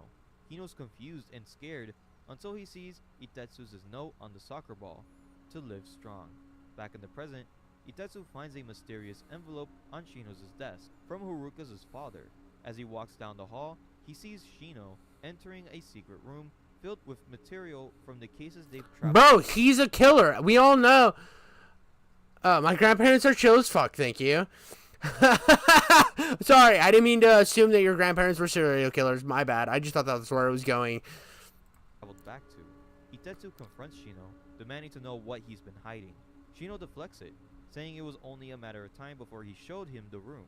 He also claims that he's been talking with Haruka's father about Haruka. Bro, he's sending people back, like some edgy fucking people, to create these murders and make them worse. And what she's doing now that the future has changed. When Itetsu presses him about Haru's comments that someone else has their powers, Shino brushes it off, telling him not to worry, that is just the grandmother's imagination. As he walks away with that sinister grin on his face. Bro, this guy's the bad guy. This guy's the bad guy. He's definitely causing these, and he's using him as a ploy. Itetsu crossing the street when a man presses a gun to his back. The man has one simple command: stop digging into the alternate present. He tells him to cross the street and not to look back. When Itetsu finally does cross the street, he turns around. And the guy's gone. Obviously. Gone. Psycho-Pass takes the award of the best way to use time travel in a horror manga. This series is a great. I've met people. I'm so interested in this, and I hope it's an anime. I hope it has an anime. I have no idea. I have no idea, but this was awesome. I'm honestly like really in love with this whole concept. I love all of what it's doing. I don't know how long it's been running, but I really, really want an anime of this. I think it would be really interesting to watch. I think there's not enough horror anime out there that's good, and I think this would be a good one to break that mold. Travel in a horror manga. This series is a great anthology mystery series where every little detail from every case affects the future timeline. I hate that he said little detail and then he shows up a bitch like half naked. It's very, very important. Every detail from a bunch of different cases. I don't hate AI generation. I hate how it's being used right now as kind of a thing, but I think that it has potential to be used as a great tool. I think AI in the future will be used as a great tool, but it is kind of annoying to see everywhere. Manages to sometimes show up for the main plot, affecting the whole way that the other cases are handled. The only thing I don't like about it is that it doesn't highly impact the future, or at least that we kind of know of. I would like to see the bigger impacts of this world. So there was that anime about like the guy changing the future. What was it called? Tokyo Revengers. And I remember Tokyo Revengers. The problem when you see the future is it's like the dude knows how to fix the past. He knows that if he keeps on track, he can just fix things. But he keeps going to the present to see how fucked up he keeps fucking everything up. And that got really annoying. That's why I stopped watching Tokyo Revengers. There's fucking AI generation advertising for Coca-Cola. Exactly, dude. It's going to be a bigger thing. Right now, the reason why we're seeing so much AI being flooded in is because it's the new, fun, weird thing. But eventually it will be toned down to an actual... it will be toned down to actually just be used as a tool, I think, and it won't be as obnoxious. But right now it's just like, oh, look at this new fancy shiny thing, and that's why AI is everywhere. These are massive serial killers in Japan, so I feel like regulations and big world events will also be affected as well. That's really the only complaint I have, because I feel like we're going to be seeing bigger impacts of these scenarios in the future. I love the art. The art is really good. I was going to say that. My sister got a fucking AI generated image birthday card for her 10th birthday. That's wild, dude. That's wild. I love the gore. I love the messed up imagery. Who's like, oh, I'm going to send an AI generated image birthday card. Like, it's just like, that's not even a... Just hire an artist, bro. It's not that fucking hard. Why is everyone using AI? Well, AI is simple, dude. AI makes things so that you, even though you don't have the artistic abilities, can do it yourself. I mean, there is a lot of potential in AI, and I think the way that everybody's zealotized AI being so evil is it's honestly a fear of the future. It's like when somebody's like, oh, you can't, when the power drill probably came out, there's probably people that, why would you use a power drill when we have these nice hand tools? So, dude, like, but like AI imagery is going to be there. It's not going away. It's going to be here forever. And the more you hate it, the more it's just gonna make you mad. And it's there in the future that's not going away.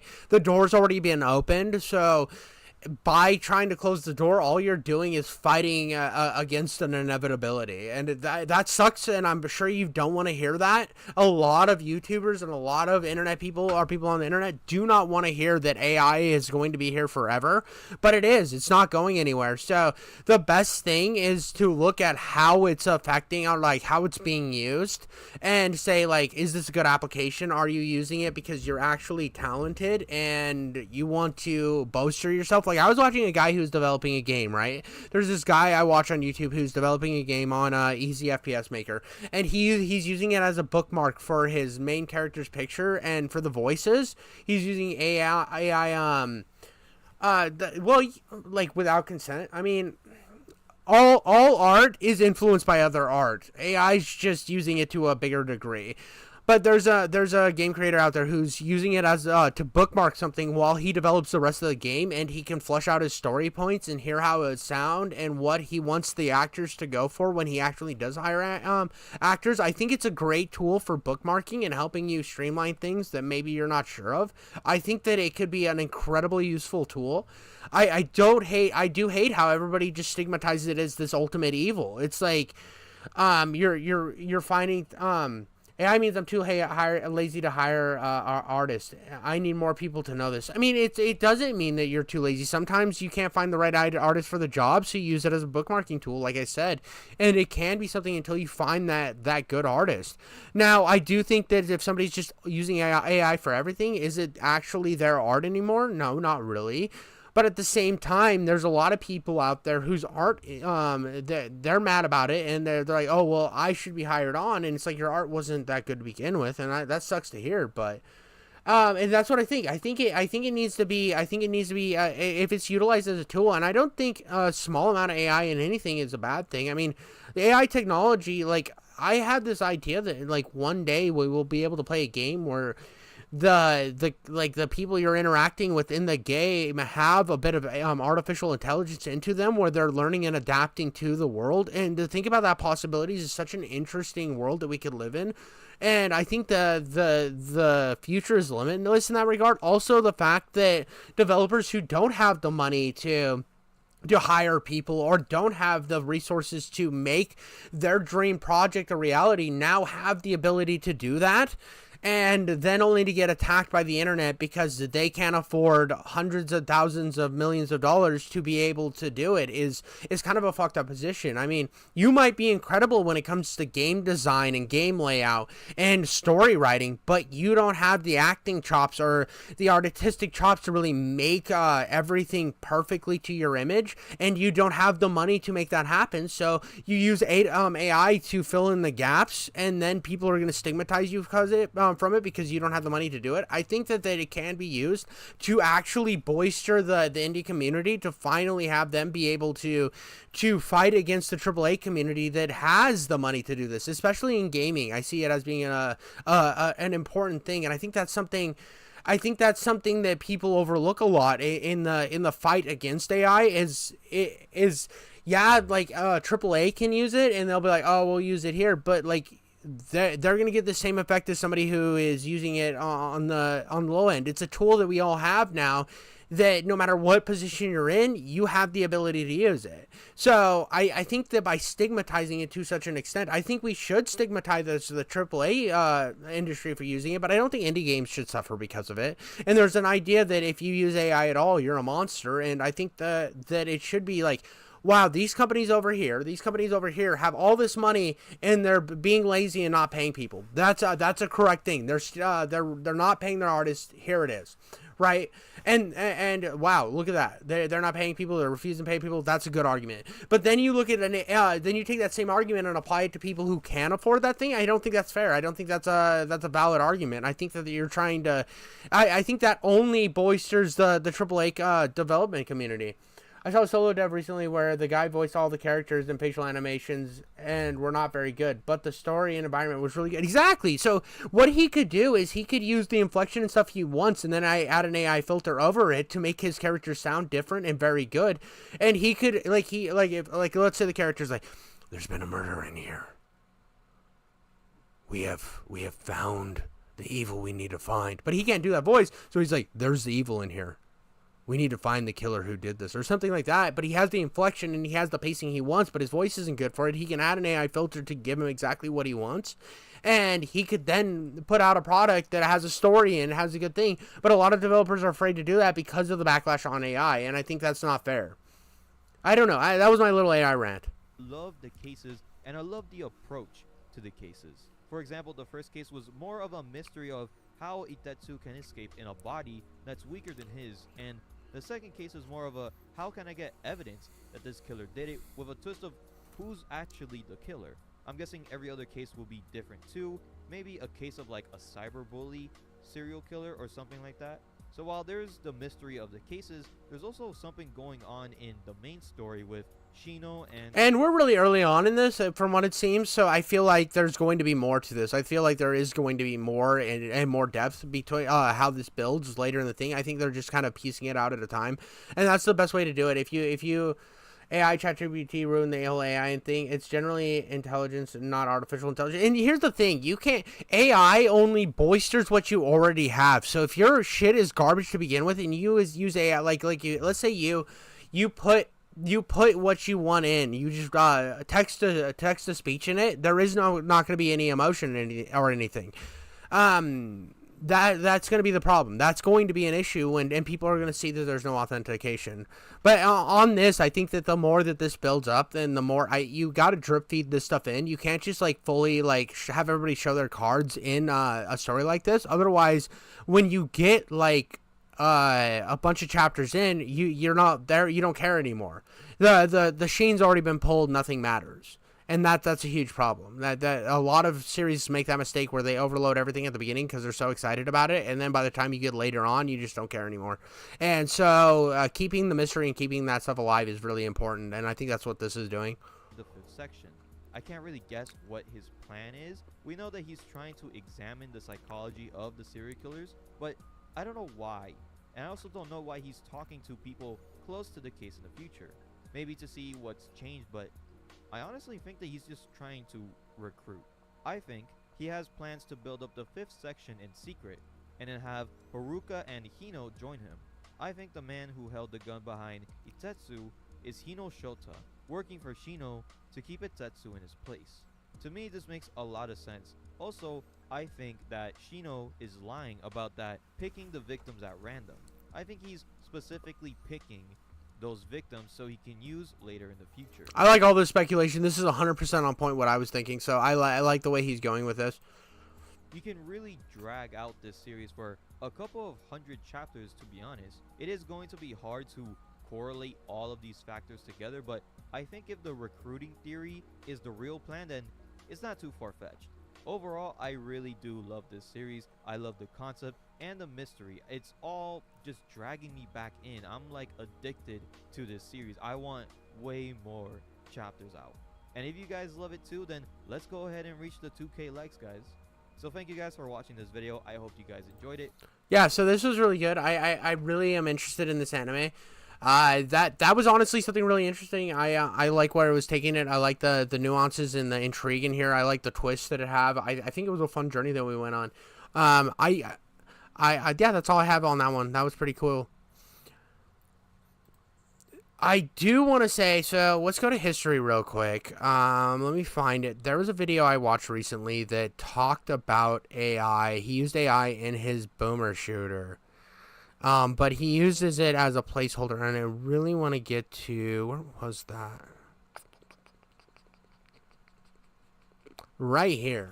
No. My first game, and okay. So we're gonna go here. I don't think it's this video. Tanner Productions is the channel. I have followed him. I think he's very interesting. But this is the new thing. How AI created Reva.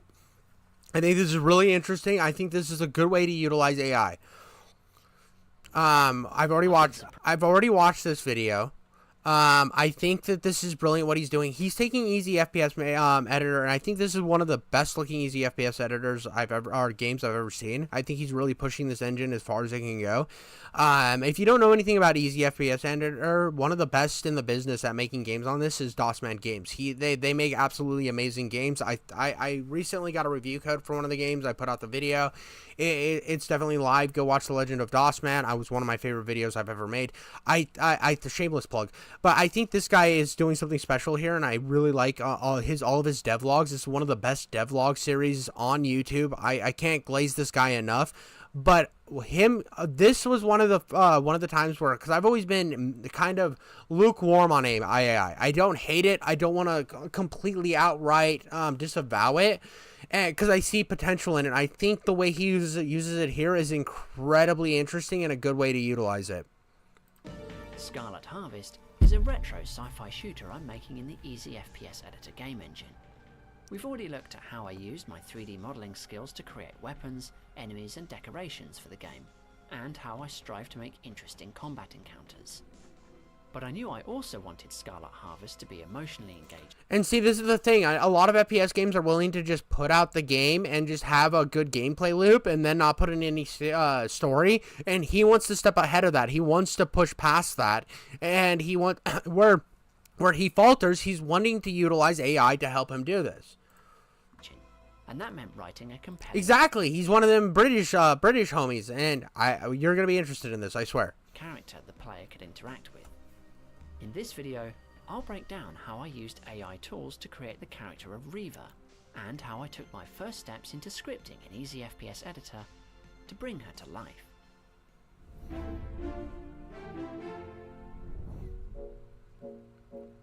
And like, to be honest, this game has a long way to go, so don't judge it too harshly because this is really early on. I think this series has been going for a few weeks, but I think there is some really, and eventually I might play this. I think it's on itch.io or whatever that is. You'll have to look it up. It's like itch.io, but this looks really interesting. I'm very, very interested to see what he does with this.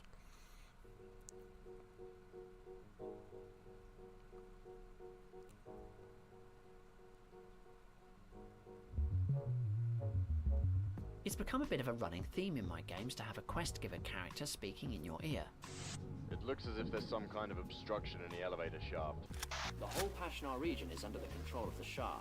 Okay, now meet me in the projection room upstairs. I do love a good radio message, it seems. But for Scarlet Harvest, I wanted the player to form a much deeper emotional attachment to this omnipotent voice. The very first... And see, this goes on. You were saying how you're writing stuff. I mean, the writing is the most important part. And if you were going to make a series on it, you have to be able to have voices and stuff. And, like, the voices cost money. I mean, you can find somebody cheap to do it, but will they be good enough? And so you'll have to go through a bunch of different people. And with this, at least you will get a foundation. And look, you have to have the art and the idea first. Otherwise, your product will be garbage. You can't just let AI do everything for you. So you have to give AI the ideas and what you want out of it. And I think that he's using this like great. Sketch I did for Scarlet Harvest was of Reva, a snarky comms specialist that would guide you through the levels. I based her look on the 80s pop star Sheena Easton.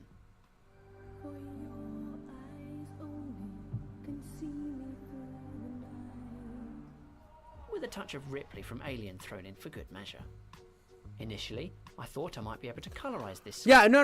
Not all games have voices, but like, let's say you want to build a story with voices and you want good characters, you have to be able to do it. So you'll see how he utilizes it. But sometimes not everything needs voices. I'm saying that. Like even the DOSman game I played, which is $3 on Steam, you should definitely pick it up. I think told a really great story without ever including voices. But if you want to have voices in your games and you can't afford it yet, and you want to hear what it sounds like, this is brilliant. And like when you're creating a character, yeah, you have to start with something. You have to start with something in your head. And then it's about how are you going to get that to screen? How are you going to do that? And you start with your own art, which might be kind of shit because this is kind of shit. And then you move from there. And use it in-game. But I'm a bit out of practice drawing faces, and it didn't look that great. So I wondered if AI could help. I turned instead to Adobe's Firefly, which has been trained only on images Adobe already own and those already in the public domain. Like most large language model AIs, you just type in what you're looking for, and the AI tries to generate images that match those characteristics.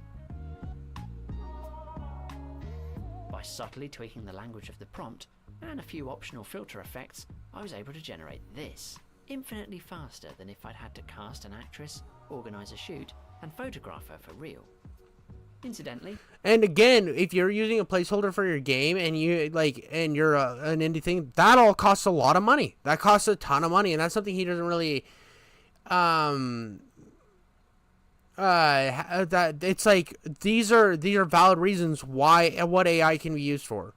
I also used Firefly to generate the menu art for the game, as well as this rubble asset. My original intention was to animate Reva's facial expression during comms messages, a bit like in Carmageddon, matching her facial expression to the tone of her speech.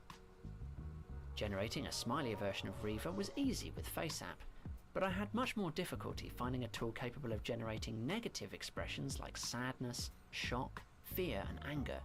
That AI-generated face cannot convey the complex emotions that a real actress would. In the final game, I'd look to replace this static artwork with something more dynamic, more animated, and more controllable. Honestly, Pi has been... But you see what I mean there? He's just used, like, right now, this is just something to give his game a tone, to give it, to get the idea on the ground. This is exactly what AI is meant for. It's meant to be something to help you get to that point, and then eventually you replace it with something real. In my last game, No Sequel for You, I'd experimented with using AI-based text-to-speech apps like 11 Labs to give my characters unique voices, with mixed results. Go and get yourself a drink. I've also left something behind the bar. But see, this is the problem with the AI voice. If you just put it in the game, it sounds like dog shit. Do you hear how bad this sounds? How unhuman? That's where it becomes an issue, because it's like, oh, well, this is shit, because so you can tell it's not a real person saying this. For you. Traditionally, the problem with text-to-speech apps is there's no way to imbue emotion into the generated speech. Buonasera, signor Rossi. I am a huge fan. Then I found out about 11 Labs Voice Changer. Here you can upload clips of yourself reading the lines as you want them, and the app then decodes this into text and resynthesizes it as an AI voice, keeping as much of the original cadence and intonation as it can. Wait, you were part of a recon team? From what I hear, you're lucky to be alive. Wait, you were part of a recon team? From what I hear, you're lucky to be alive. But hear how good that is? I mean, I even use voice changing features in CapCut to make my Cortana voice. I mean, I can do the high-pitched girl voice, but it still doesn't sound great, so I add a filter over top of it to make it sound even better. And there is some artificial intelligence behind that, so I utilize it in my own stuff. Now, is that fully AI? Not really, but it is something. It was amazing to me that, as a solo developer sitting in my office, I could voice both my main characters without having to commission voice actors. But you'd never mistake what 11 Labs generated for real dialogue. I was with a recon team sent to investigate one of the ships. It simply cannot convey the emotion professional voice actors would, but it was a useful placeholder. As with most of the sound effects in the game, I deliberately But here's the thing too, it is a placeholder, and he, like, if he plans on getting real actors to do this, it would be very cool. But at the same time, if you were to release this game with those voices, it wouldn't be bad. It would be better than a lot of the shit we're getting nowadays that they're charging $70 for, and he'd probably charge like $2 for this game, or like $5. So at the same time, you're looking at an equivalence that's just really not fair. It's like, oh, are you going to be able to hire fucking high-end voice actors like Troy Baker? No, it's not even a possibility. So, like, you got to use the tools that are accessible to you before you hit that point where you're able to hire these high-end people. Exported the dialogue at 11,050 Hz to compress it and make it sound more retro. The whole place is under lockdown, so you'll need to find a security key. I'll see what I can do. But see, that doesn't sound as bad as like some of the voice acting in games we have now. Fuck, that sounds better than old anime dub.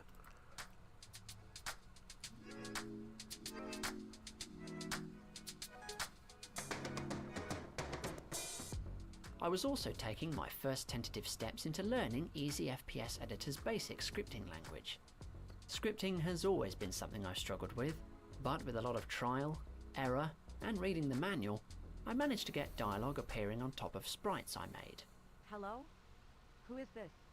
These exchanges are activated through triggers, special zones you place on specific tiles that activate when the player enters them. You can also activate scripts through terminals.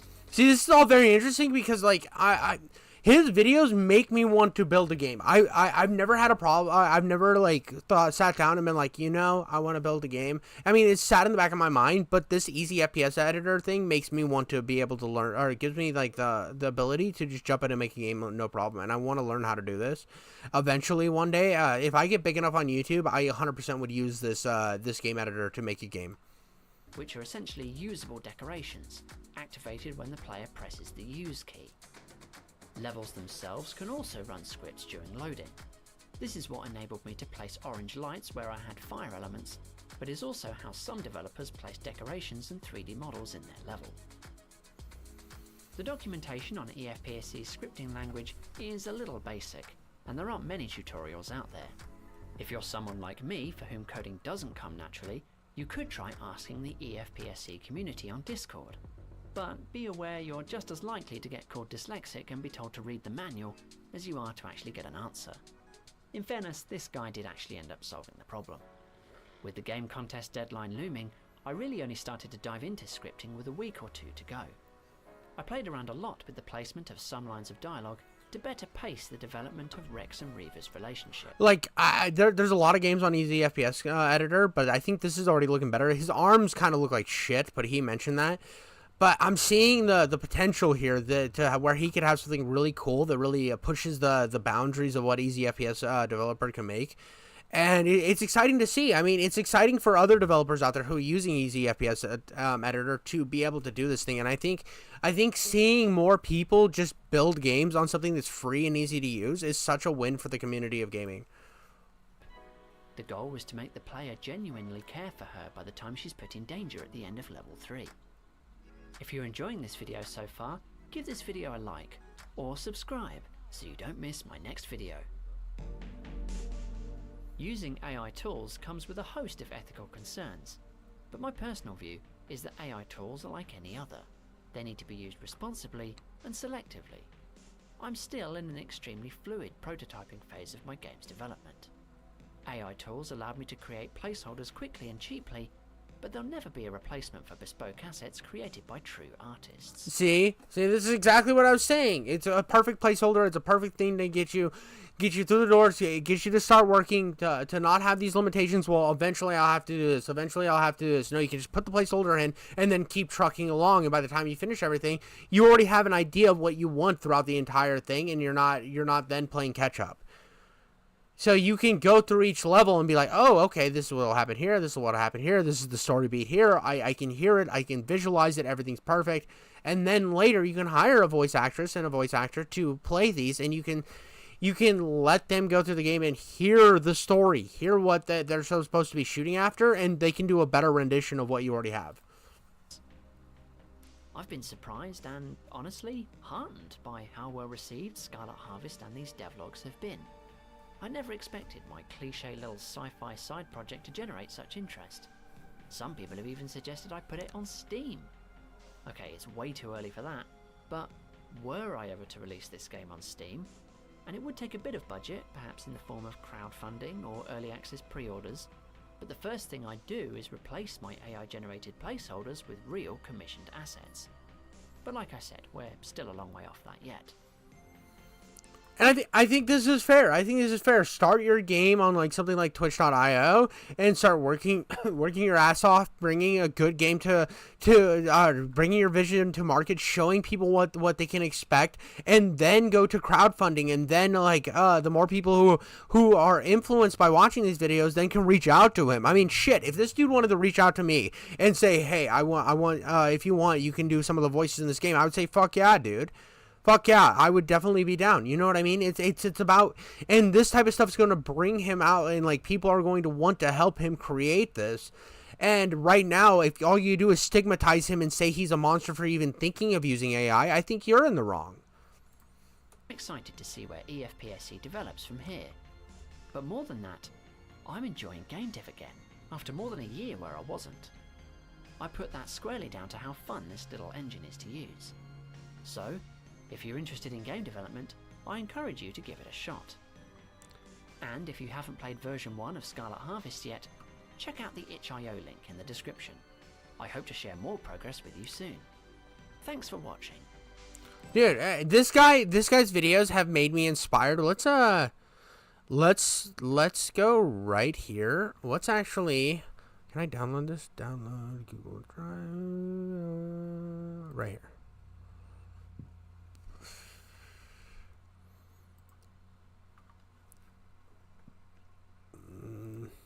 Extract all. Extract. Let's play his game on stream right now. We're gonna play it right now.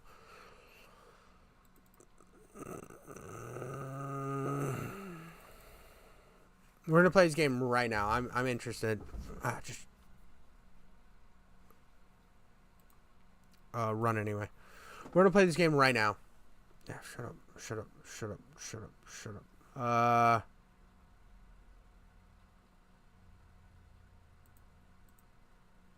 Run program. I don't care.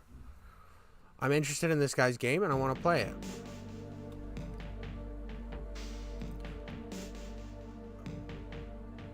Okay.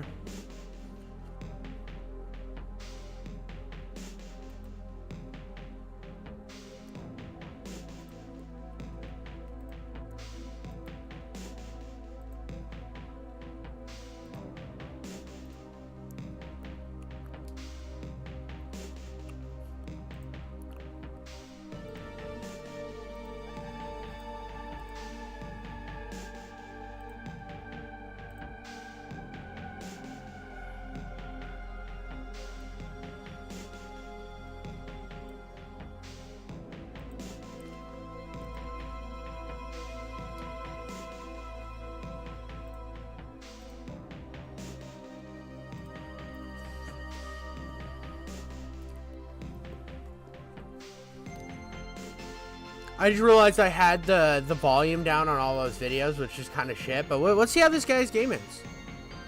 Oh shit.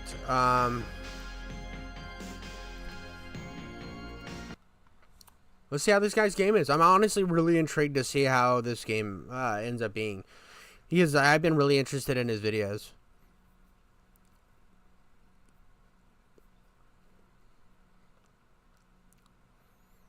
Dude, there's your hometown, bro. There's your home fucking, there's your home hood. There's your home hood.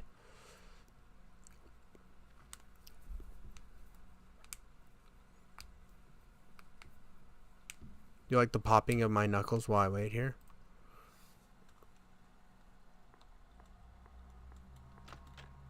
Whoa. What happened here?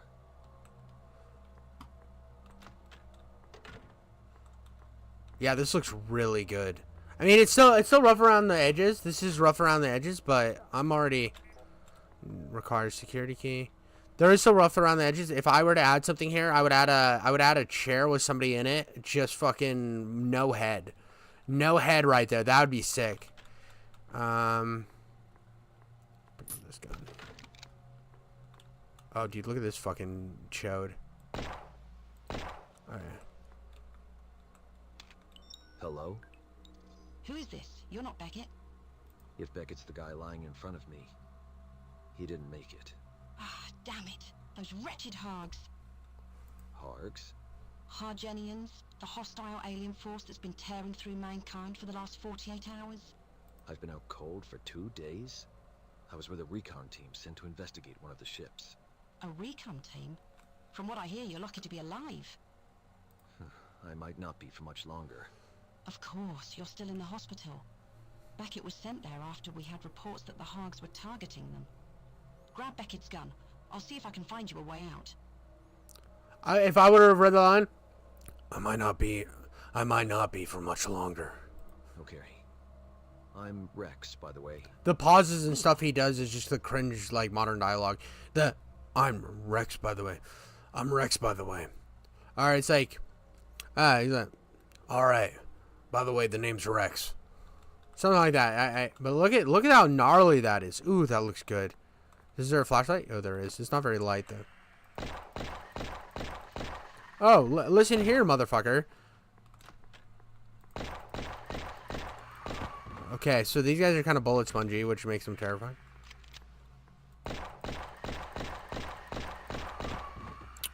Alright. So far, this isn't bad, dude. I'm honestly... It's got pretty skyboxes. I mean, the windows and stuff are a little rough around the edges, but...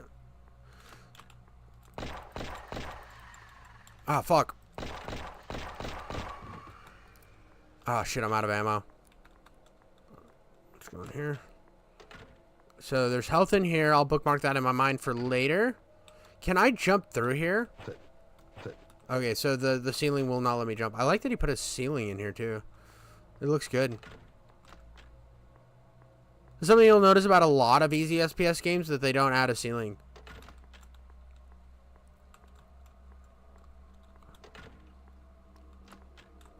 Oh, this is the atmosphere in this is so far pretty good.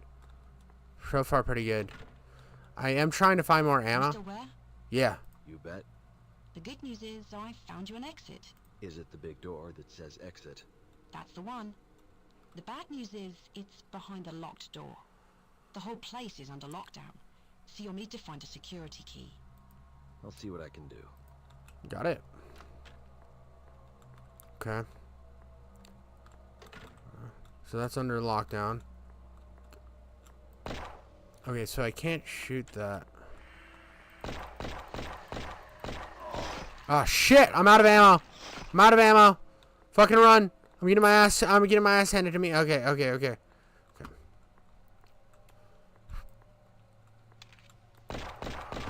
Fuck you. Dude, who's the... Oh, there's two of them. Fuck, I'm out of ammo again. Alright. Bro, ammo is a fucking sacred resource in this game. Ah, shit. He's chasing me. He's gonna come out. He wants my butt. He wants my anus. He wants my pussy. Okay. Did I miss something? Did I miss an ammo somewhere? Let me double check. Is there a different... Dude, I wish there was a melee weapon. Like, maybe he could have You know what would work as a melee weapon? A piece of metal. Like a piece of metal or something. That way he could like break a... Like, maybe there's a punch, but you break... the punch is only for a second. And you break a post for...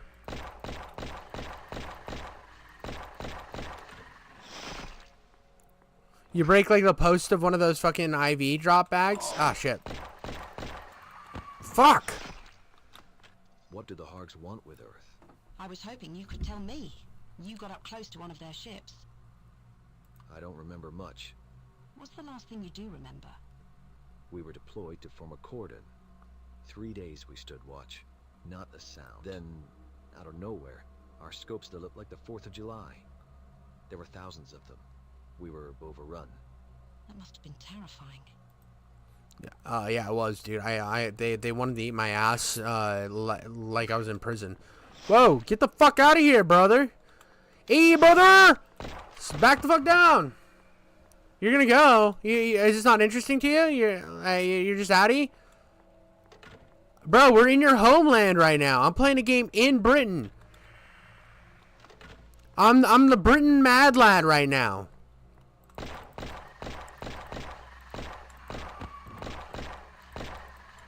Shit. Whew. Come on, ammo.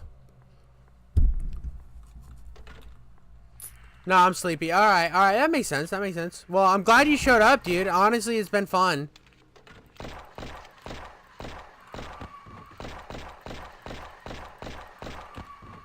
Dude, ammo drops are fucking few and far between in this bitch. Oh, God.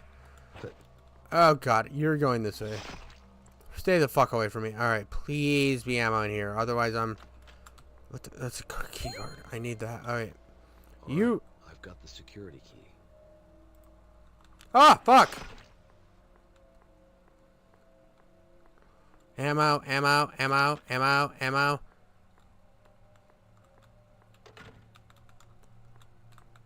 Dude, are you fucking kidding me? Come on, dude. I'm getting like... Fuck. Fuck, dude.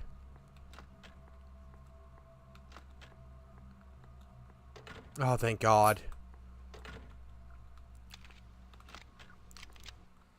Okay. See, this is good, dude. This is... I'm already really liking this game. I do think there needs to be... What's the problem? The stairwell's blocked. The hospital's falling apart. The only way out is through the underground car park.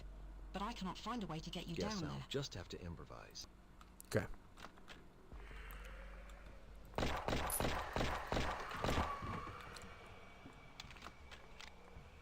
Okay. So we're getting to we're getting to a lot of repeating rooms. I do think it makes sense for being in a hospital because of the fact that a lot of hospital rooms do kind of feel pretty repetitive. Oh, dude, that would have been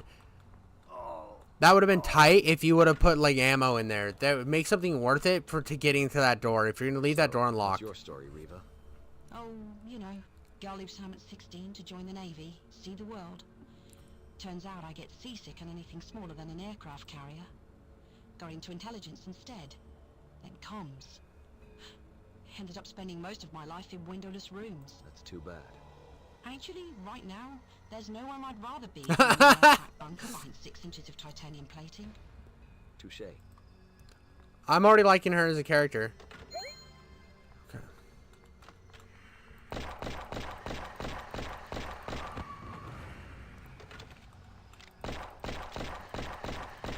So it takes 6 shots to put one down. So half a magazine.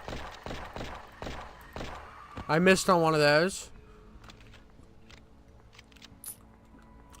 Feel a little unnecessary on the ammo count to kill somebody, and that's why I keep running out of ammo. I mean, does it build to the horror of the game? I suppose, but little bullet spongy, to be honest.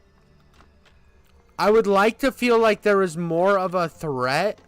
Look at that. That looks so sick. I would like to feel like there's a bit more of a threat from the enemy than... Like, maybe put... drop their ammo count down to... Or their death count down to 3 shots. Oh, shit. Maybe drop their ammo count down to 3 shots and add more enemies per room. I think that would be a better use, because right now I'm just like getting stuck on them. It's something I'm gonna get stuck on. I think they just take way too much ammo to put down, and I think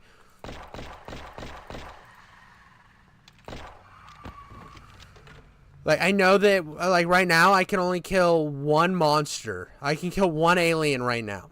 That's it. And I don't like that. I don't like now I can kill a couple. I can kill 3. I can't kill 4. Now I can kill 4.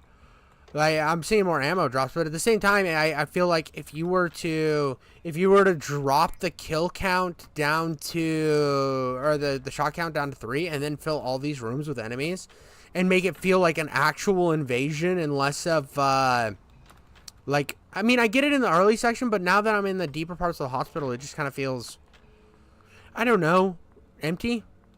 Empty would be the word. And don't get me wrong, I'm not like trying to be unfairly critical of your stuff. I'm just giving you my honest feedback. Okay, now I'm lost. Okay, so I came in, I've gotten in there. I think I started over here. Yeah, I started over here. It's fairly linear, so yeah, go through here. It's fairly linear. I just gotta figure out where to go. But like this room would have been like awesome to have multiple enemies in that area. Like it feels like they're flooding. Like more dead bodies, more enemies. Like, oh, this is a real fucking situation. We got real shit going on. Instead of like what we have, 1 doctor on call. Like that just feels a little empty to me, a little lifeless. And again, I know this developer is early on, so I'm not going to be too critical with that type of shit. But, like, the piles of bodies, I think that we could add more bodies to more things. Maybe when you design these chairs and stuff, design them with, like, more death in mind, if that makes sense.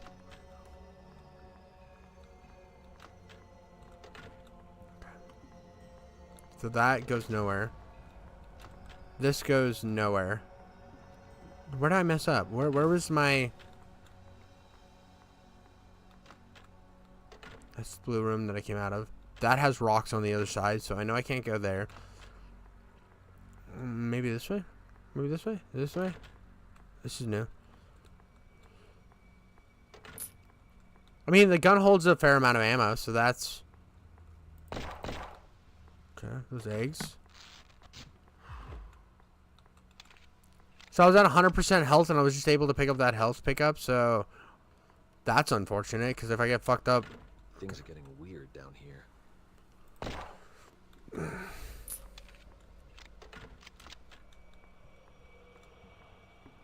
Okay. Surgery room. I would probably fill this room with a little more dead body. It sucks though, dead bodies kind of are something you can't walk over. So that sucks. Maybe make floor tiles that look like a dead body that you can walk over. I don't know. That could be, I don't know the limit. Oh, bro's got a gat now?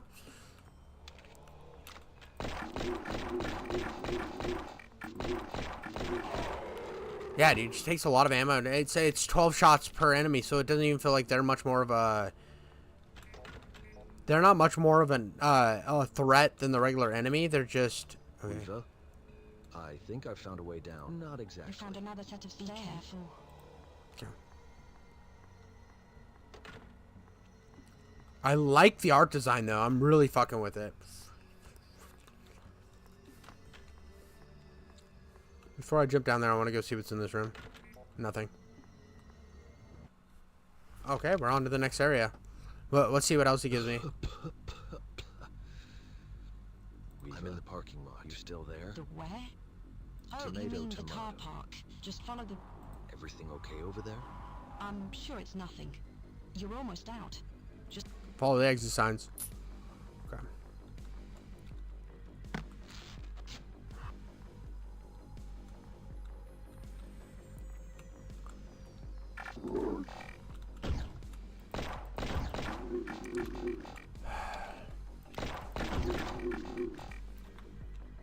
They're gonna push around.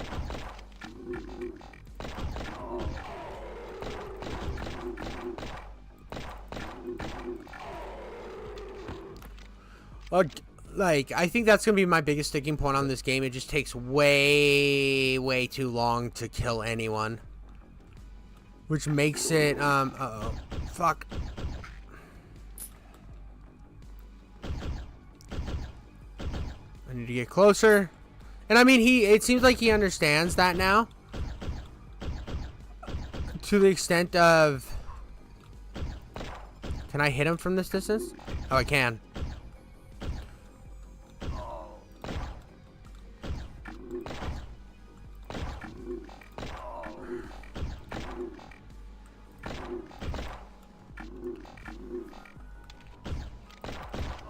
Ah, shit.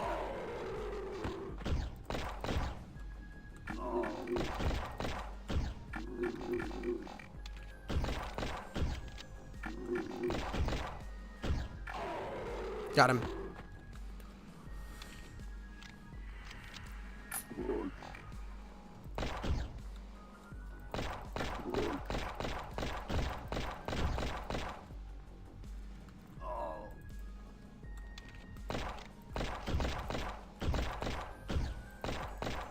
Oh, fuck.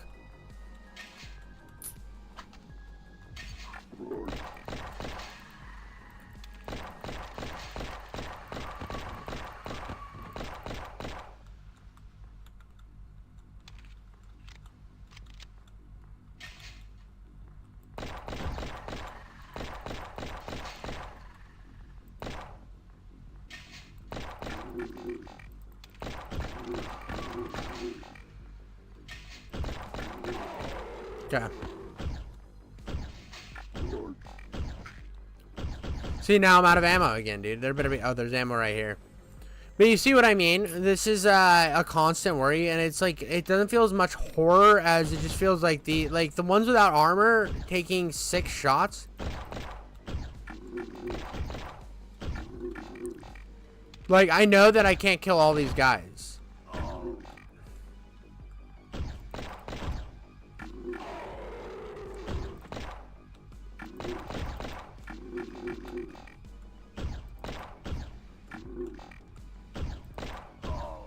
See, now I'm out of ammo again.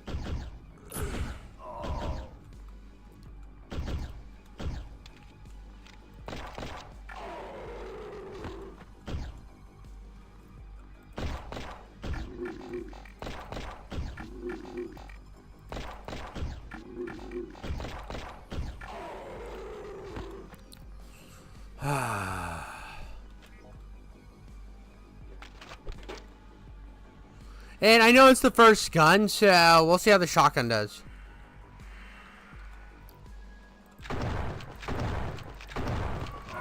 Dude, 3 shots per... Oh, I started all the way over. I'm in the parking lot. Tomato. Everything.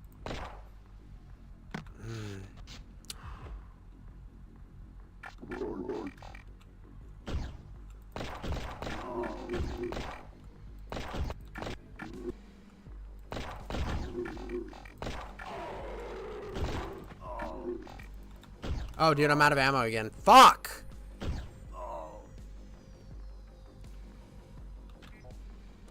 Fuck! This is where the game gets annoying, because if you miss, you're fucked, dude. And I'm weak on health now. And I have a guy chasing me.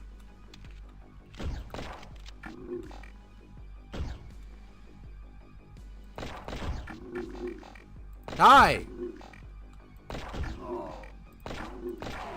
Jesus Christ. See, now I can only kill one of them. So, oh no, there's ammo up here.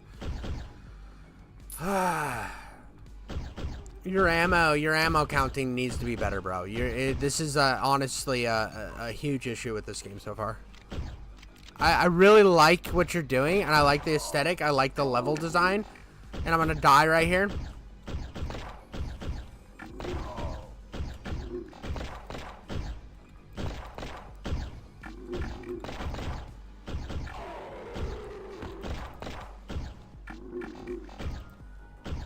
Fuck. I can't miss a single shot. What? Fuck me, dude. Fuck. Dude, I'm getting so annoyed. Like, it's just like counting all these shots is so annoying because it's like, okay, hit, did that hit? Did that not hit? Did that hit? Did that not hit? That's the biggest problem with this game. It's just so tedious. Ah, I fucking missed. No, I think I hit one of them.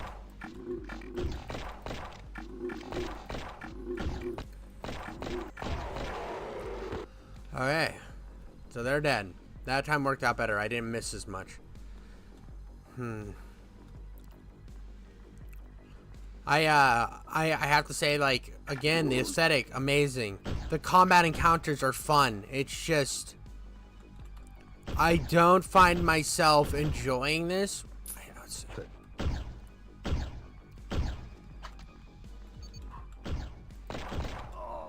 Like, I feel like I hit the wrong button. That was on me.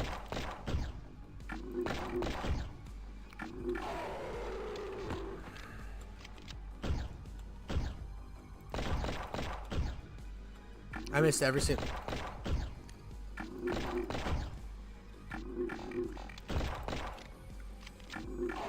Got him. Okay.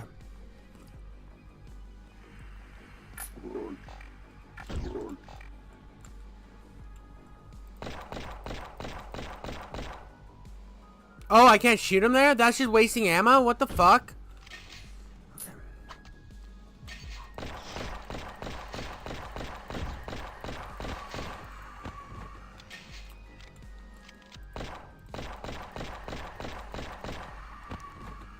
Okay.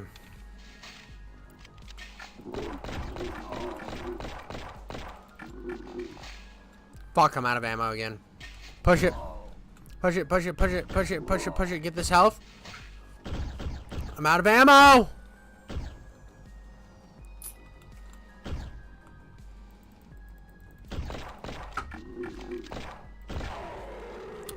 Fuck you, game.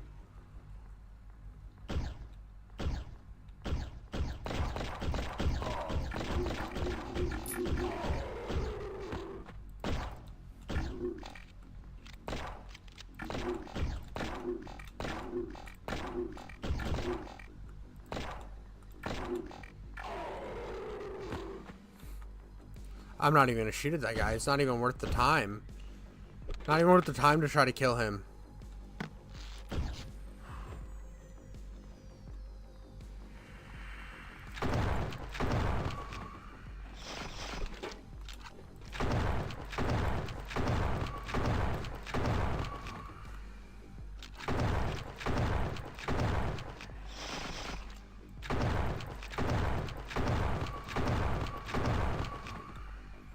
The shotgun does feel much better. I think if it was on these guys, if it was one shot and two shot on the military guys, I think it would be much better though.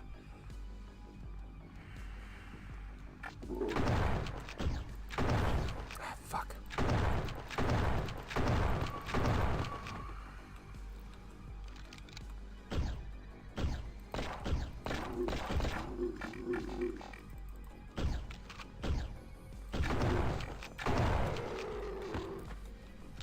You're looking for a ticket barrier. Mhm. An up ramp. What's it like on street level? Not great from what I hear. I'm not leaving. You'd be best off making Someone's your way gotta out show of the these city as bastards quickly as Earth isn't possible. worth taking. Major Thompson is putting together as many troops as he can for a counter. I guess I could send you my coordinates. You in? Damn right.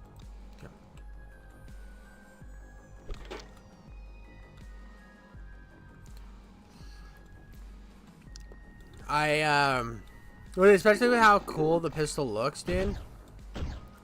Like this, I don't even know if my shotgun can reach. I don't even think my shotgun has that range. Hold on.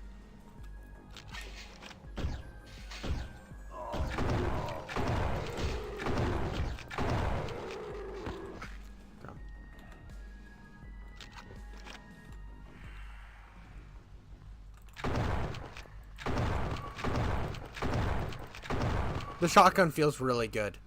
The shotgun was a make or break point for me on liking the combat in this game. If the shotgun would have had, if all the enemies would have been just as spongy with the shotgun, I can't do anything with those guys up there. Let's see.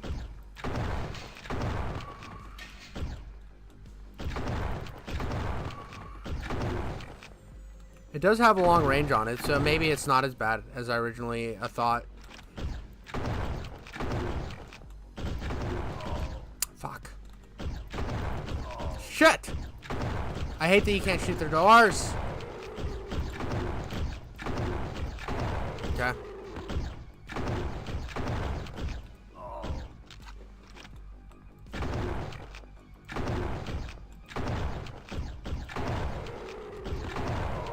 Okay.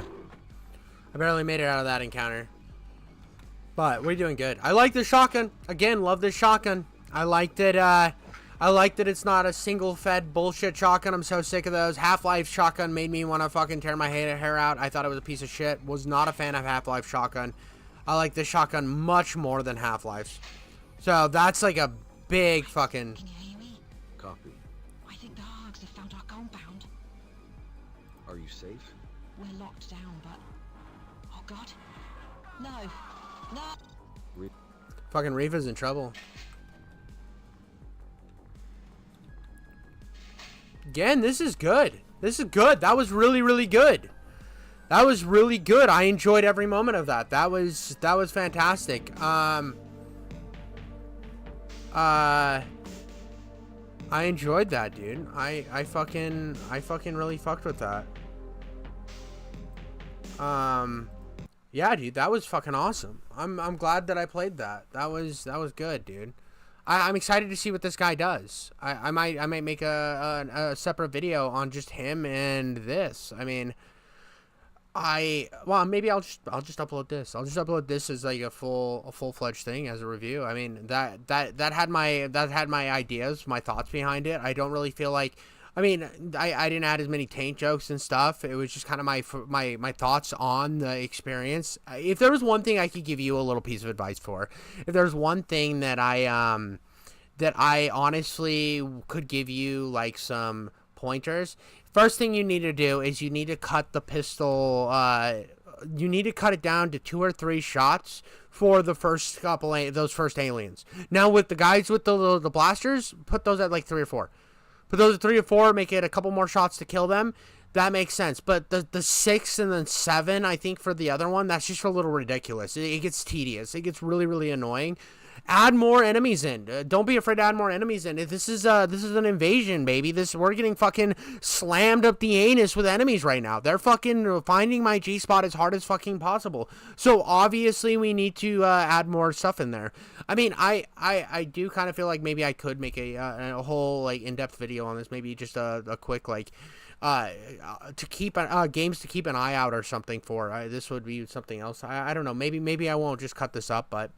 It is something interesting to keep in perspective. I think this guy is somebody to watch. I think these first 2 levels are pretty good. I think that there is some room to improve. I think if once you turn the damage down and add more enemies in those hospital levels, maybe add a little more death going on to really get the idea that it is invasion. Because right now it kind of feels like an invasion, but it almost feels like it's just kind of a weaker Half-Life, if that makes sense. I think if you really ramped up the aliens and maybe even added in some like those eggs were like a smaller, quicker enemy, I think that would be cool, and it would add more to that first area. And with more ammo counts and enemies going down faster, you're not going to be constantly out of ammo. But that shotgun is incredible. I like the way it's designed. I think the pistol is incredibly well designed too. They're both stuff that gapes me harder than fucking sitting at a Sydney Sweeney convention, you know what I mean? So that's something definitely that's cool. Somebody to keep an eye out for. I mean, that was pretty awesome. But I think I'm gonna get off for the night, guys. I want to see if my friends are online. I want to play some Marvel Rivals. But thank you so much for watching, and until next time, I love you.